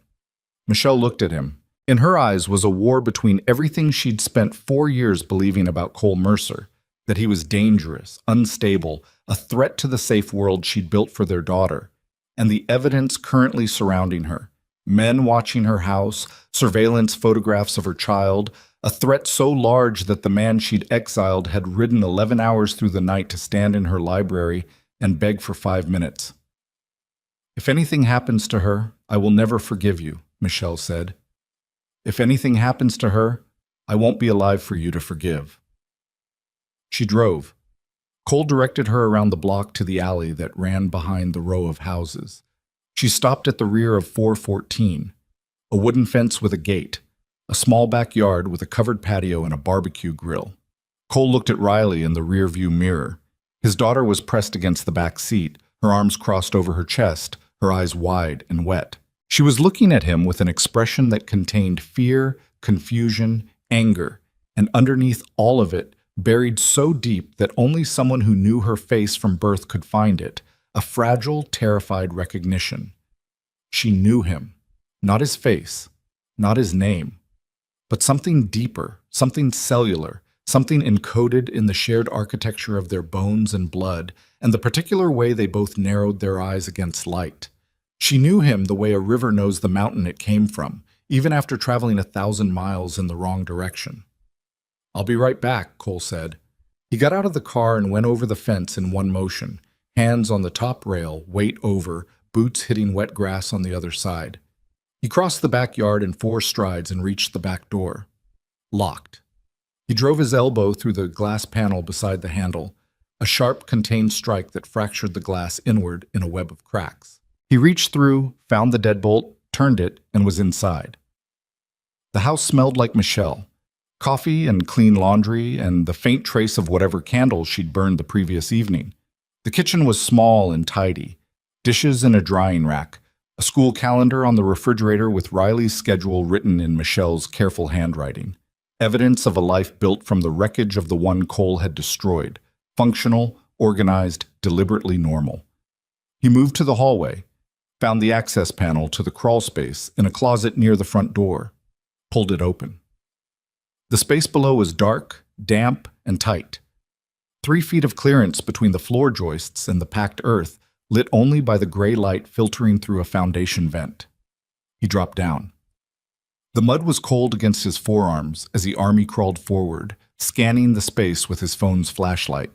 Boxes, old Christmas decorations, a broken vacuum cleaner, and there, against the foundation wall, the olive-drab military footlocker with CPL Mercer stenciled on the lid in faded white paint. He reached it, unlatched the clasps, opened it. Inside, his old utilities, folded. A pair of combat boots, cracked and stiff, letters he'd never sent. A photograph of Riley as a baby, creased and water-stained. And beneath everything, wrapped in a field jacket he didn't remember packing, a leather-bound ledger. Brown, thick. The pages yellowed with age and dense with handwritten columns of numbers, account codes, and routing information in a language he didn't read. He grabbed it, closed the footlocker, started crawling back toward the access panel. That's when he heard the engines. Not Harleys. Something heavier. The deep, aggressive rumble of modified SUV engines accelerating hard on a residential street. Then voices, shouting, and beneath it all, the unmistakable crack of something that sounded like a gunshot, but could have been a car backfiring or a door slamming, except Cole Mercer knew what gunfire sounded like, the way a musician knows middle C, and that was a 9mm round hitting something solid. He pulled himself out of the crawl space and ran for the back door. The alley behind the house was chaos. A second black SUV, identical to the one that had been parked across the street, had pulled into the alley from the north end and was now blocking the exit. Its doors were open. Two men were out, moving toward Michelle's Honda with the coordinated efficiency of a trained extraction team. One of them carried a weapon held low against his thigh, not raised, not aimed, but present. A statement of capability that didn't need to be articulated. Michelle had thrown the car into reverse. The tires screamed on wet pavement. She backed into a garbage can, sent it spinning, and then the car stalled. She was fighting the ignition, turning the key, her hands shaking so badly that the engine wouldn't catch. Riley was screaming in the back seat. Cole came through the back gate at a dead sprint. The first man didn't see him. Cole hit him from the side with a shoulder strike that drove both of them into the SUV's fender hard enough to dent the metal. The man's weapon skidded across the wet asphalt.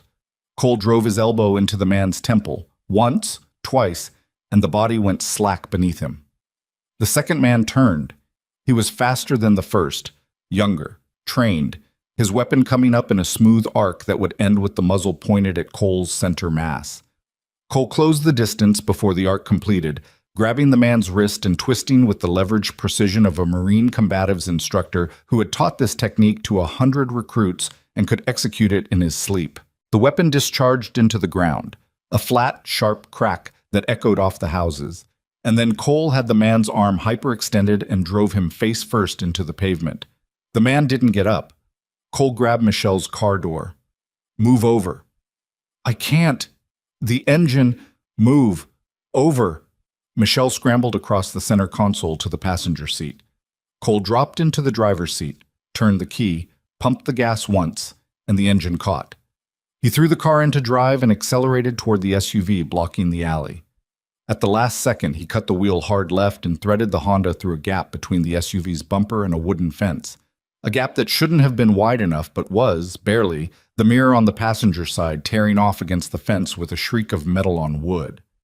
They burst out of the alley onto a residential street.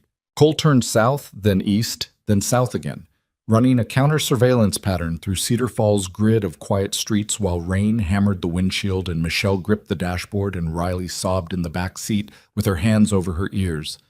His phone was ringing. He answered on speaker. "Cole, where are you?" Dex's voice was ragged.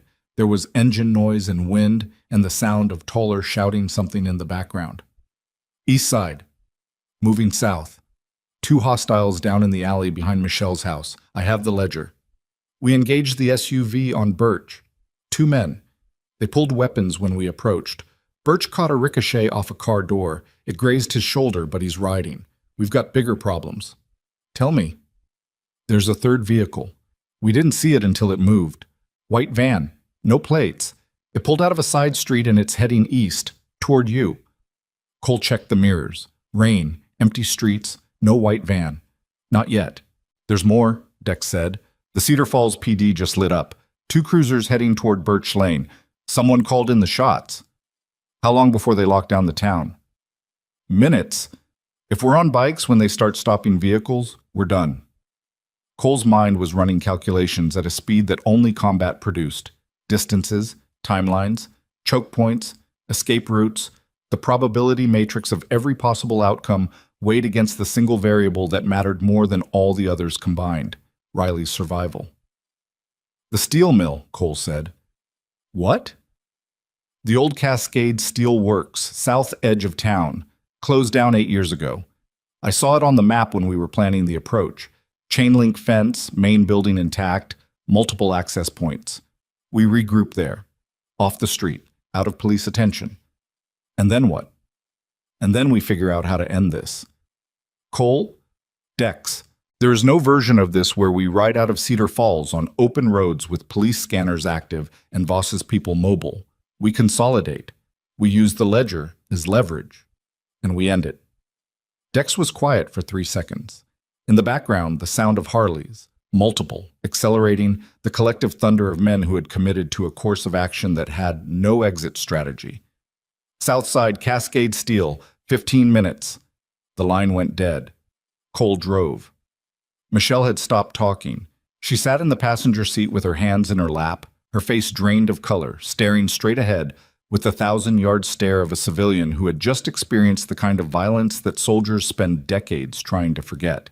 Beside her on the seat, where it had fallen from Cole's jacket during the fight, lay the leather-bound ledger, the object that had killed Marines and corrupted operatives and funded criminal enterprises across 3 continents and had been sleeping in a crawl space in suburban Oregon for 15 years while a librarian and a high school sophomore lived their quiet lives 6 feet above it. Riley.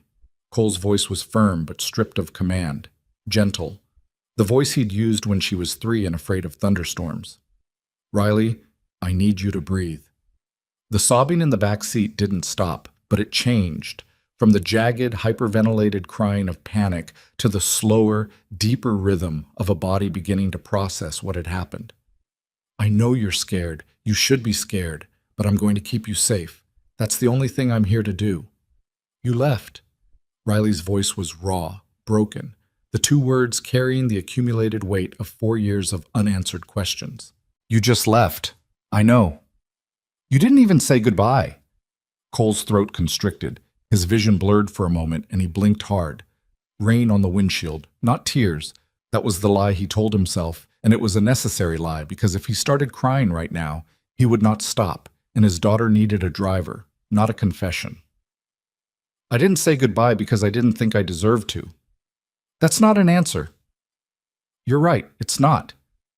They drove in silence for 2 blocks. Then Riley's voice again, smaller now, the anger giving way to something more fragile.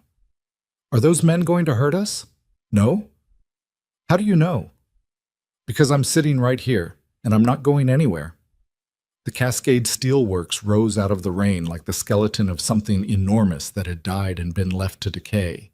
2 main buildings, a processing plant and a rolling mill, connected by covered conveyors and surrounded by acres of cracked concrete and rusted rail tracks.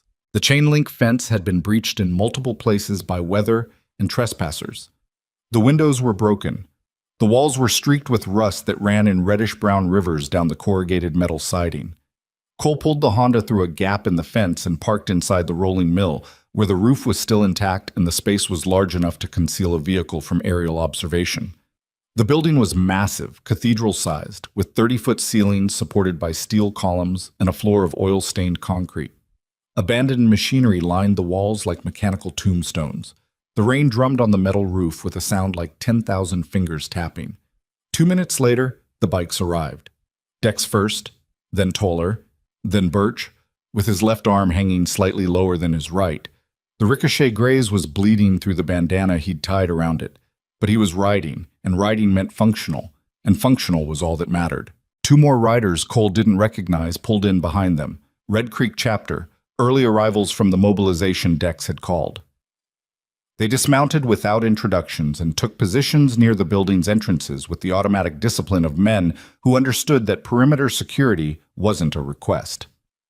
Michelle got out of the car and stood in the gray light of the mill, her arms wrapped around herself, looking at the bikers with an expression that defied classification. These were the men she'd blamed for stealing her husband. The brotherhood she'd competed with for Cole's attention and lost. And now they were the only barrier between her daughter and a violence so organized it had resources to watch a high school in rural Oregon. Riley stayed in the car. She'd stopped crying. She sat in the back seat with her knees drawn up, watching through the rain-streaked window as men in leather and denim moved through the ruined cathedral of a dead steel mill with the quiet efficiency of soldiers preparing a position. Cole set the ledger on the hood of the Honda. Dex, Toller, and Birch gathered around it. Nobody spoke for a moment. They stared at the brown leather cover as if it were an explosive device, which, in a sense, it was. "This is what Voss wants," Cole said. "Account numbers, routing codes, enough to dismantle his employer's entire financial network. He opened the ledger. Pages and pages of handwritten entries, dense, meticulous, the work of an accountant who had documented every transaction in a criminal empire with the obsessive precision of someone who understood that records were power. "We turned this over to the feds," Dex said. "It's over." "It's not over until Voss is neutralized. The feds take months, investigations, grand juries, warrants. Voss can move in hours. If we hand over the ledger and Voss walks free, he comes back for Riley. Maybe not tomorrow, maybe not next month, but eventually." "Then what do you propose?" Before Cole could answer, his phone rang. Unknown number. He answered. "I see you've chosen the Cascade Steelworks." Silas Voss's voice was as measured as before, the calm of a man narrating events he had already predicted. "Interesting choice. Defensible. Limited access points. But you've made one critical error, Cole." "And what's that?" "You've concentrated everything I need in one location. The ledger, your daughter, yourself. You've given me a single target instead of 3. Cole looked at the entrances. The 2 Red Creek riders were in position. The building was quiet except for rain and the distant creak of wind-stressed metal. "I know about Keel," Cole said. "Your man in our club." "Keel served his purpose. He's irrelevant now." "What do you want, Silas?" "The same thing I've wanted since the beginning. The ledger. Bring it to the main gate of the processing plant. Alone. No weapons. I'll have Riley's safety guaranteed by my withdrawal from Cedar Falls within the hour. My employers get their property. You get your daughter's future. It's clean." "Nothing about you is clean." "Perhaps, but I'm the only option you have. The police are searching for a silver Honda and multiple motorcycles involved in a shooting on Birch Lane. Federal attention will follow within 24 hours. If you're still in this building when either arrives, your daughter becomes evidence, your ex-wife becomes a witness, and your motorcycle club becomes a criminal organization. I'm offering you an exit." Cole looked across the mill at Riley, sitting in the back seat of the Honda, her face visible through the window, pale, frightened, watching him with eyes that held no trust but also no hatred. Just a question. The same question she'd been asking in silence for 4 years. "Are you going to stay this time?" "1 hour," Cole said. "Main gate, processing plant." He hung up. Dex grabbed his arm. "You're not going alone." "I have to." "He'll kill you. He'll take the ledger and kill you." "Maybe. But if I don't go, he hits this building with everything he has. Riley is here. Michelle is here. I'm not trading their safety for mine." Dex's grip tightened on Cole's arm. The old man's hand was shaking, not with weakness, but with the restrained fury of someone who had been protecting broken men for 3 decades and was watching another one choose to break himself. "Then we make sure he doesn't get the chance," Dex said. "You go to the gate. You show him the ledger, and while he's looking at you, we come through the back of the processing plant and close the door behind him." Cole looked at the mill. The processing plant was connected to the rolling mill by a covered conveyor that ran along the east wall, an elevated walkway of rusted steel and broken grating that would allow men to move between buildings without being seen from ground level. "How many do we have?" 7, 8 if Birch can still shoot left-handed. "I can shoot," Birch whispered from the shadows. Cole looked at his phone. 47 minutes until the meeting. 47 minutes until he walked into the open and faced a man who had been manipulating every move for weeks, who had planted a spy inside the Brotherhood, who had used an 8-year-old girl as a messenger and a teenage girl as leverage, and who had the resources of a military contractor and a criminal syndicate behind him. He walked to the Honda, opened the rear door, crouched down so his face was level with Riley's. His daughter looked at him. Rain dripped from his hair and his clothes and pooled on the concrete beneath him. He was soaked and bruised and bleeding from a cut on his forearm where the glass from Michelle's back door had caught him. He looked exactly like what he was, a broken man who had spent 4 years running from the thing that mattered most and had finally stopped running. "Riley, I need to tell you something, and I don't have a lot of time." She didn't respond. She waited. "I left because I was afraid of what I'd become. Not because I stopped loving you. I never stopped. Not for one day. Not for 1 second. Leaving was the worst thing I've ever done. And I've done a lot of terrible things. He swallowed. I don't know if you can forgive me. I don't know if I deserve it. But right now I need you to know that I am standing between you and anything that comes through that door, and I will not move. Riley's eyes filled. Her lower lip trembled. She didn't reach for him. The distance between them was still too vast, too populated with years of silence and absence and unanswered questions, but she didn't pull away either. Just come back, she whispered. 3 words. The same 3 words she'd probably said to his photograph 1,000 times in a bedroom he'd never seen. Cole nodded.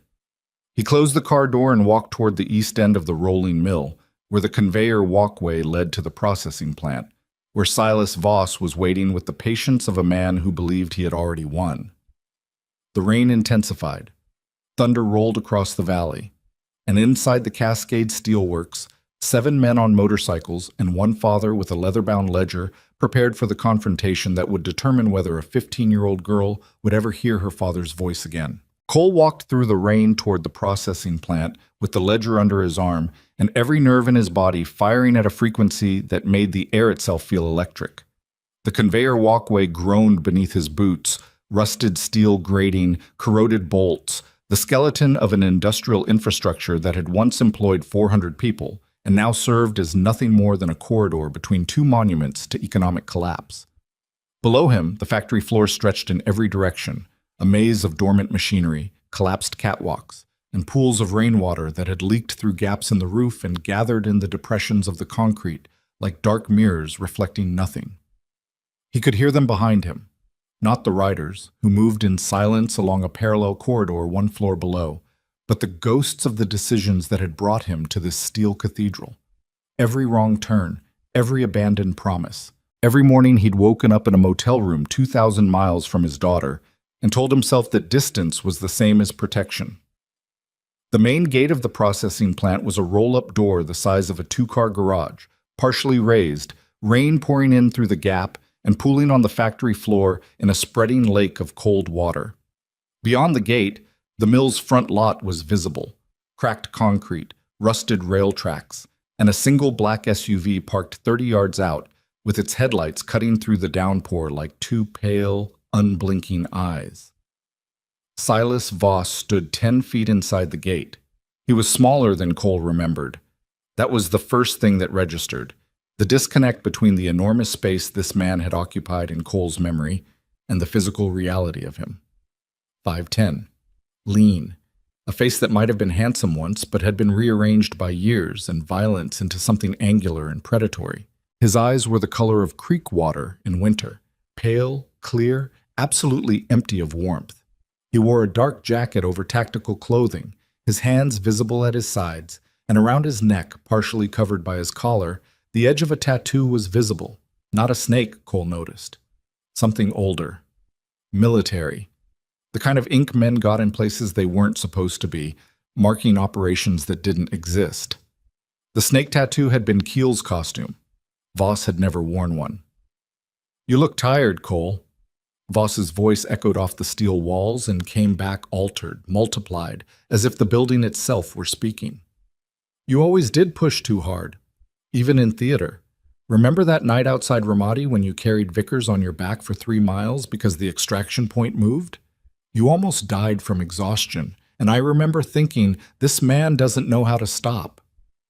"I'm not here to reminisce." "No. You're here to negotiate." Voss looked at the ledger. "Is that it?" Cole held it up. The leather was dark with rain, the pages swollen with moisture. "Account numbers. Routing codes. Every transaction your employers ran through the pipeline for 3 years, enough to dismantle the entire network." "May I see it?" "You can see it from there." Voss smiled. It was a small smile, controlled, the kind that never reached the eyes because the eyes were busy calculating things that had nothing to do with amusement. "You brought backup. I can hear them. Your men aren't as quiet as they think they are. The one with the prosthetic hand knocked a pipe fitting loose on the east stairwell about 40 seconds ago." Cole's stomach clenched, but he kept his face neutral. Voss was either bluffing or he had surveillance inside the building.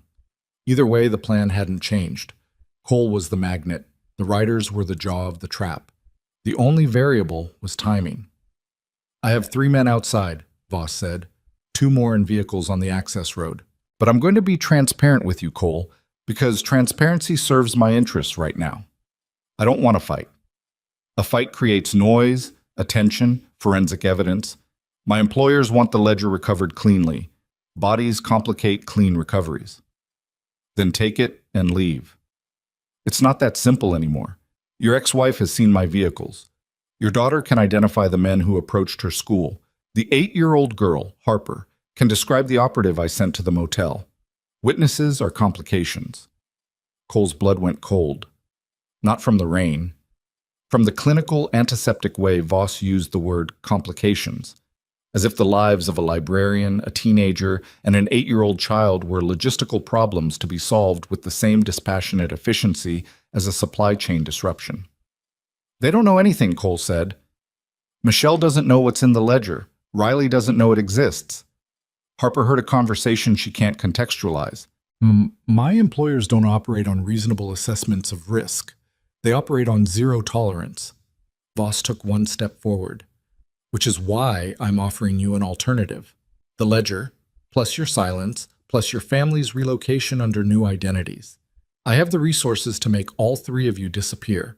Not in the way that sounds threatening, but in the way that sounds like salvation. New names, new town, new life. You could actually be a father to your daughter. Isn't that what you want?"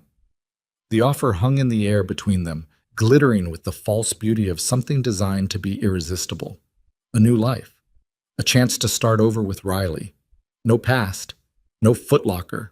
No ghosts. Just a man and his daughter in a town that didn't know their names, building something from nothing, the way people had been doing since the first broken family decided that running was easier than healing.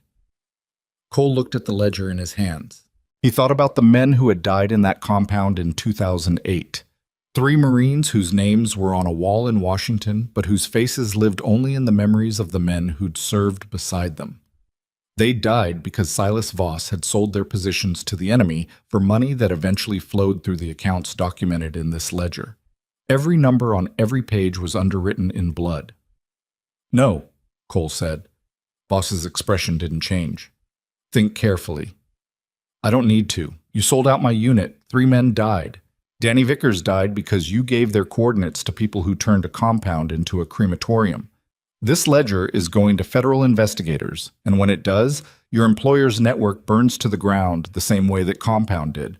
The only difference is this time, the right people will be inside when it catches fire." The silence that followed was not the silence of consideration. It was the silence of a man whose contingency plan had just been activated, the plan that existed behind the polished offer, the one built from uglier materials. "I was hoping you'd say that," Voss said, and his right hand moved to his jacket. Cole threw the ledger. Not at Voss, past him. The heavy leather book tumbled through the air and landed on the wet concrete 15 feet behind Voss, sliding to a stop near a collapsed piece of machinery. It was a calculated move, instinctive, immediate, designed to split Voss's attention between the man in front of him and the object behind him for exactly the fraction of a second that mattered. Voss's eyes tracked the ledger. His head turned. Cole closed the distance. He hit Voss at full speed, driving his shoulder into the man's sternum and carrying them both to the ground in an impact that knocked the air from Voss's lungs and sent his weapon skittering across the wet concrete. They rolled. Voss was fast. Faster than Cole expected, his body wiry and conditioned, his combat training evident in the way he immediately transitioned from the impact into a guard position, his knee coming up to create space, his elbow driving toward Cole's temple. The blow connected. Cole's vision fractured into white spiderwebs. He tasted blood. His lip had split against his own teeth. But he didn't lose position. He trapped Voss's arm, drove his weight forward, and landed a short, savage punch to the ribs that he felt crack beneath his fist. Voss gasped, twisted, got a hand free and drove his thumb toward Cole's eye. A dirty, desperate move. The kind of technique taught in programs where the only rule was that the other person stopped breathing. Cole turned his head and the thumb raked across his cheekbone instead, tearing skin, leaving a streak of red. They separated. Both men rolled to their feet. Cole's breathing was ragged. His left ear was ringing from the elbow strike. Voss was holding his ribs, his face twisted in pain, but his eyes, those cold, pale eyes, were calculating. "You're slower than you were," Voss said through clenched teeth. "I'm angrier than I was." Voss lunged. His hand found a length of pipe on the floor, 3 feet of rusted steel, and swung it in a horizontal arc aimed at Cole's skull. Cole ducked. The pipe whistled over his head and struck a support column with a clang that echoed through the entire building like a bell. Cole came up inside the swing's arc and drove his knee into Voss's midsection, folding him in half, then grabbed the back of his jacket and slammed him face first into the column. Voss bounced off the steel and staggered. Blood was streaming from his nose, mixing with the rain that dripped from the ceiling above. He still held the pipe. He swung again, wilder this time, off balance, a swing driven by pain rather than precision. Cole caught the pipe mid-arc. The impact shuddered up his arm and into his shoulder, and for a moment both men held the weapon between them, faces inches apart, breathing each other's blood-tinged air. "You should have stayed dead," Cole said. He tore the pipe from Voss's grip and threw it into the darkness. Then he hit him, a straight right that connected with Voss's jaw and snapped his head sideways. A left hook to the body. Another right. Each blow was precise and heavy and carried the accumulated weight of 15 years of dead Marines and night terrors, and a daughter who slept in her father's jacket because it was the closest she could get to a man who had vanished. Voss went down. He landed on his back in a pool of rainwater, his arms splayed, his chest heaving. Blood flowed from his nose and a cut above his eye and the corner of his mouth. He was conscious but finished. The particular stillness of a body that had been pushed past its structural limits and was operating on nothing but the electrical impulse of a brain that hadn't yet accepted defeat. Around them, the processing plant erupted with the sound of boots on metal and concrete. Dex came through a side door with Toller behind him. The 2 Red Creek riders appeared on the elevated walkway above. Birch materialized from somewhere in the machinery, his left arm hanging at his side, his right hand holding a weapon pointed at the floor with the patient readiness of a man who would use it only if the situation demanded, but who was absolutely prepared for that demand. Voss's men outside never made it inside. Toller had handled the perimeter. Cole didn't ask how and didn't need to. The 2 operatives from the SUV were face down in the gravel lot, hands zip-tied behind their backs, their weapons collected and laid on the hood of their vehicle in a neat, almost respectful row. Cole stood over Voss in the rain-streaked light of the processing plant and looked down at the man who had killed his friends, destroyed his unit, and spent 15 years hiding behind the infrastructure of a criminal enterprise that had funded itself with the blood of better men. "You manipulated an 8-year-old girl," Cole said. His voice was quiet now.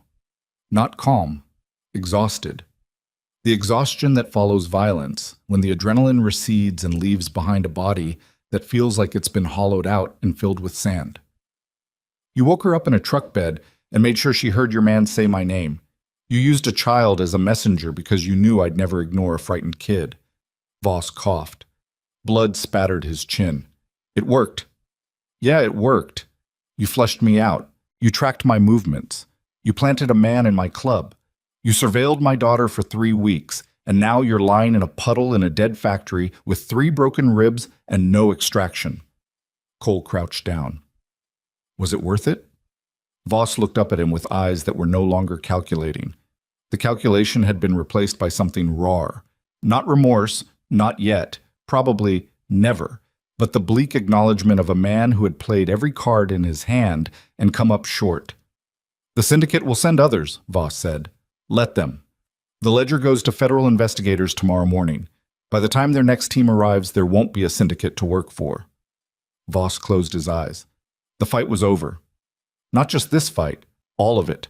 The 15-year operation, the hunt for the ledger, the elaborate architecture of manipulation and surveillance and human exploitation. It ended not with a dramatic final gesture, but with a man lying in dirty water in an abandoned steel mill, bleeding from the face, listening to the rain. Dex called it in. Not to the police, not yet. He called Monk, who called a contact in the FBI's Portland field office, who called a supervisor, who called someone higher.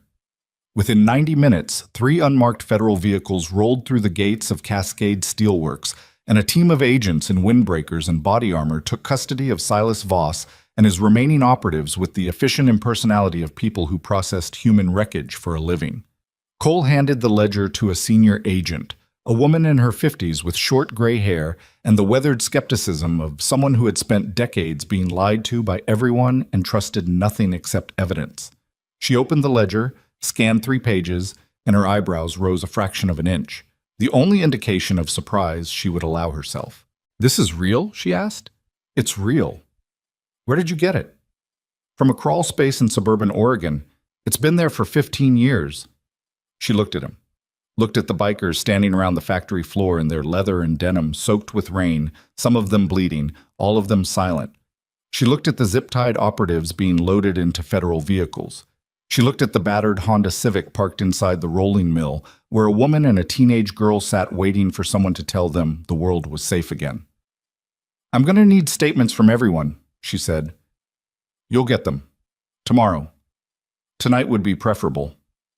"Tomorrow," Dex said from behind Cole, his voice carrying the particular authority of a man who had no official standing whatsoever but whose physical presence suggested that the word "no" was not something he encountered frequently. "These people need rest. The girl needs her mother, and the man standing in front of you just finished a fight that started 15 years ago. He can give you a statement when he's had coffee and dry clothes." The agent studied Dex for a moment. Something passed between them. The mutual recognition of 2 people who operated in different systems but understood the same fundamental truth, that the rules existed to serve the people, not the other way around, and that sometimes the right thing to do was bend the timeline to accommodate the human beings inside it. "Tomorrow, 9 a.m., Portland Field Office." She handed Cole a card. "Don't disappear." Cole almost laughed. Disappearing was the one thing he knew how to do better than anyone. It was the staying that had always been impossible. The federal vehicles departed. The rain began to ease.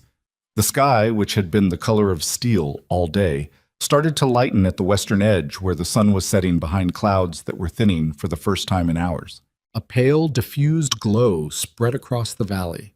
Not warm exactly, but present. The light equivalent of a held breath being slowly released. Cole walked to the Honda, opened the rear door. Riley was still sitting in the back seat with her knees drawn up, but her posture had changed. She wasn't compressed anymore, wasn't trying to make herself small.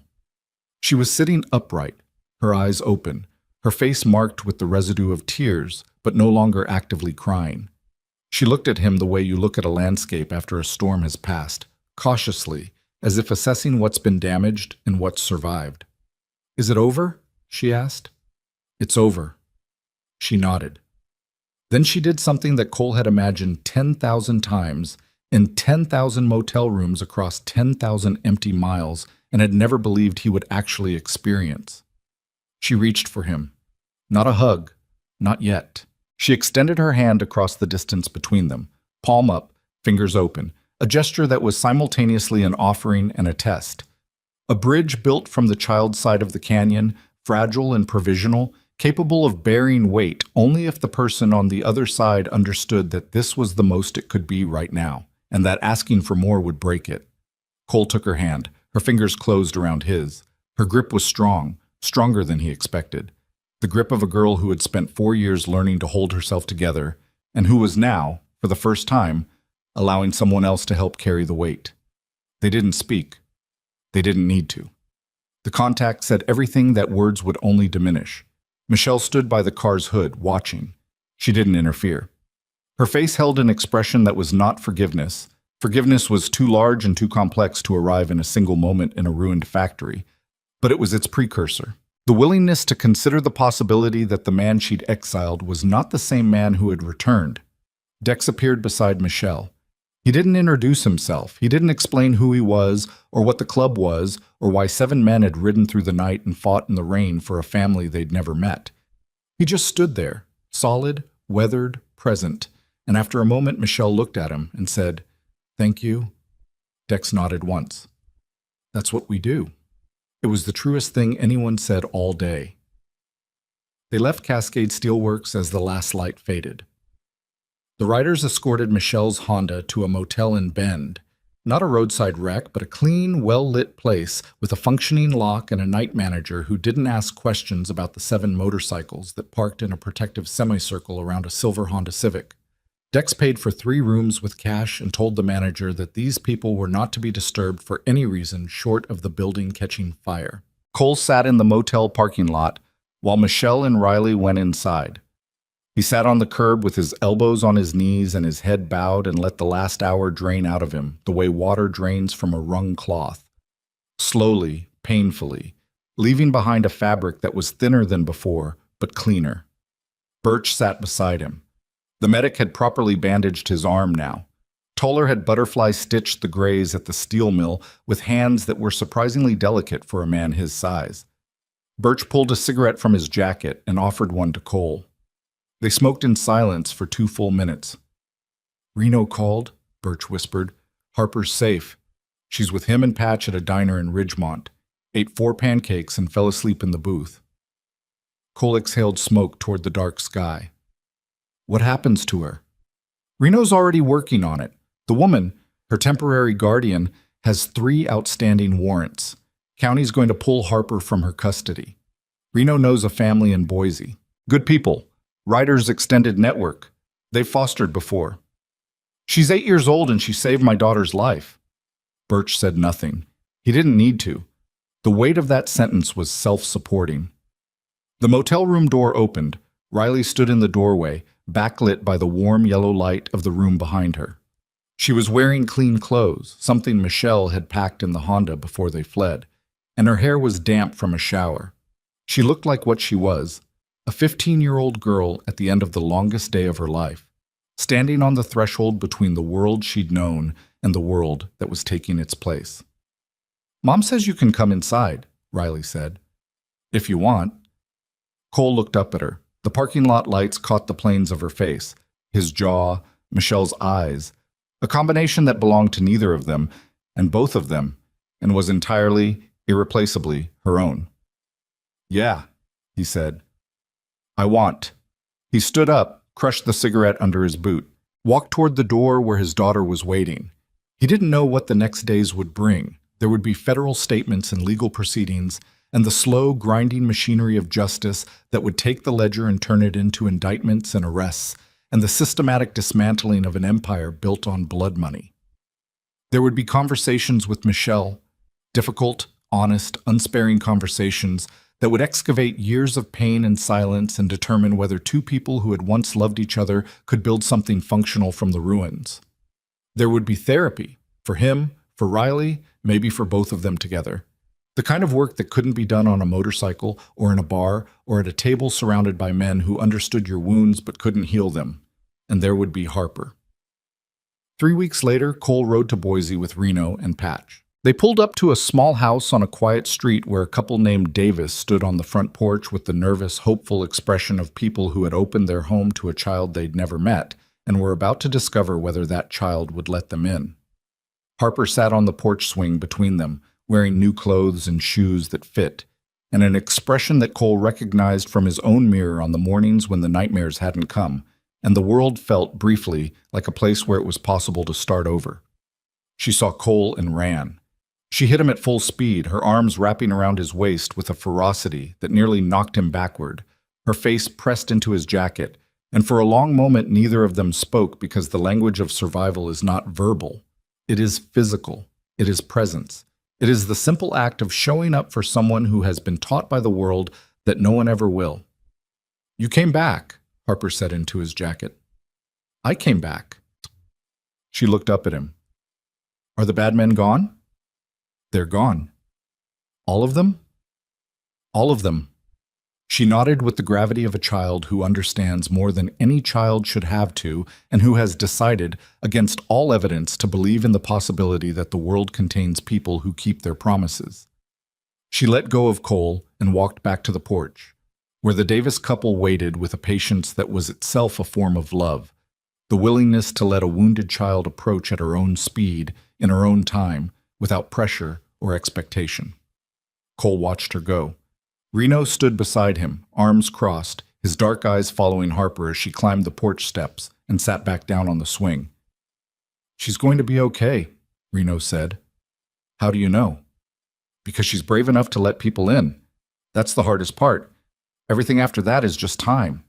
Cole looked at Reno, a man who had spent 20 years as an army ranger and then another decade as a biker, who had seen the worst that human beings could do to each other and had responded not by withdrawing from the world, but by positioning himself between the world's cruelty and the people who couldn't defend against it. Reno Castillo had never, in all the years Cole had known him, explained why he did what he did. He didn't need to. His presence was the explanation. They rode back in the late afternoon, 3 bikes on an open highway under a sky so blue it looked manufactured. The wind was warm and smelled like pine and fresh-cut grass, and the distant mineral scent of a river running somewhere beyond the tree line. Cole rode with his visor up, letting the air hit his face, feeling the road beneath his wheels with the heightened sensitivity of a man who had recently been reminded that being alive was not a guarantee, but a gift that could be revoked at any moment without warning. He thought about the diner. Mabel's, Route 17. The cold coffee and the cracked vinyl booth and the frightened girl who had slid across the floor like a shadow and whispered 9 words that rewired his entire existence. He thought about Dex, who had ridden through the night without being asked because the patch on his back was not a decoration, but a covenant. He thought about Birch, who had taken a bullet graze and kept riding because stopping was something other people did. He thought about Patch, who fed a stranger's child pancakes with a prosthetic hand, and considered it the most important thing he'd done all year. He thought about Riley. 2 days ago, she'd called him on the phone, the first voluntary contact she'd initiated. The conversation lasted 4 minutes. She told him about a book she was reading. He told her about a road he'd ridden. Neither of them mentioned the steel mill or the rain or the moment in the parking lot when she'd reached for his hand. They didn't need to. That moment was the foundation now, and everything they built from here would stand on it. He thought about Michelle, who had agreed to let him visit once a month. "Start slow," she'd said, and for the first time in their shared history, the word slow didn't sound like rejection. It sounded like architecture. The careful, deliberate construction of something designed to last because it was being built correctly instead of urgently. Cole kept the photograph. The one Harper had stolen from the truck at the motel, his daughter mid-stride, unaware, alive. He carried it in the inside pocket of his jacket, where it pressed against his chest every time he leaned into a curve. It was creased and water-stained, and the colors had started to fade at the edges, and it was the most valuable thing he owned. Months later, the Black Horizon Riders compound in Ashford hosted a barbecue. It was Dex's idea, a gathering for the extended family that the club had accumulated not through recruitment but through the accumulated gravity of showing up when showing up mattered. Harper came with the Davises.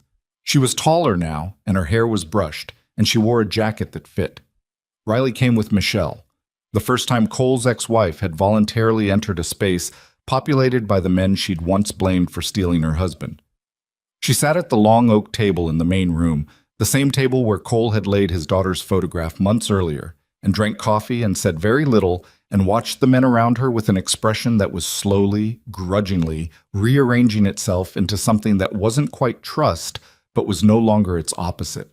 Riley and Harper sat together on the compound's front steps, sharing a plate of food and talking with the easy, immediate intimacy of 2 people who had survived the same storm and recognized in each other the particular kind of strength that only comes from having been afraid and choosing to act anyway. Cole stood in the doorway watching them. Dex appeared beside him with 2 beers and handed one over without a word. They stood together in the late afternoon light, and the compound was loud with voices and engine noise and the clatter of plates, and it smelled like grilled meat and motor oil and the leather of jackets hung over the backs of chairs. And it was not beautiful in any conventional sense, but it was alive, and alive was enough. "Someone asked me the other day," Cole said, "why a biker can't ignore a frightened kid." "What'd you say?" Cole watched Riley lean over and say something to Harper that made the younger girl laugh. A real laugh, surprised and unguarded. The laugh of a child who was relearning that the world contained things worth laughing about. "I told them that sometimes the smallest warning saves the only family you have left." Dex nodded slowly. He didn't smile. Dex rarely smiled. but the lines around his eyes shifted in a way that meant the same thing. He raised his beer, Cole raised his. The bottles touched with a quiet clink that was swallowed by the noise of the compound and the wind in the pines, and the distant rumble of a bike coming up the dirt road. Another rider heading home. The sun went down behind the tree line. The compound lights came on, mismatched bulbs strung along the fence and the roof line, casting an amber glow that softened the concrete and the chain link and the razor wire into something that looked, from a distance, almost warm, almost safe. Almost like the kind of place where broken people could set down the weight they'd been carrying and sit still for a while and let the silence between them say the things that words were too small to hold. Cole Mercer sat on the front steps of the compound with his daughter on one side and a beer in his hand and the photograph of a mid-stride girl pressed against his heart, and for the first time in longer than he could remember, he didn't want to be anywhere else. The engines cooled, the night settled, and in a small town in Oregon, in a house on Birch Lane where the crawl space was finally empty and the alarm system had been upgraded and the library books were stacked neatly by the door for tomorrow's shift, a light in an upstairs window went out as a woman who had spent 4 years building a wall decided, quietly, to leave the door unlocked.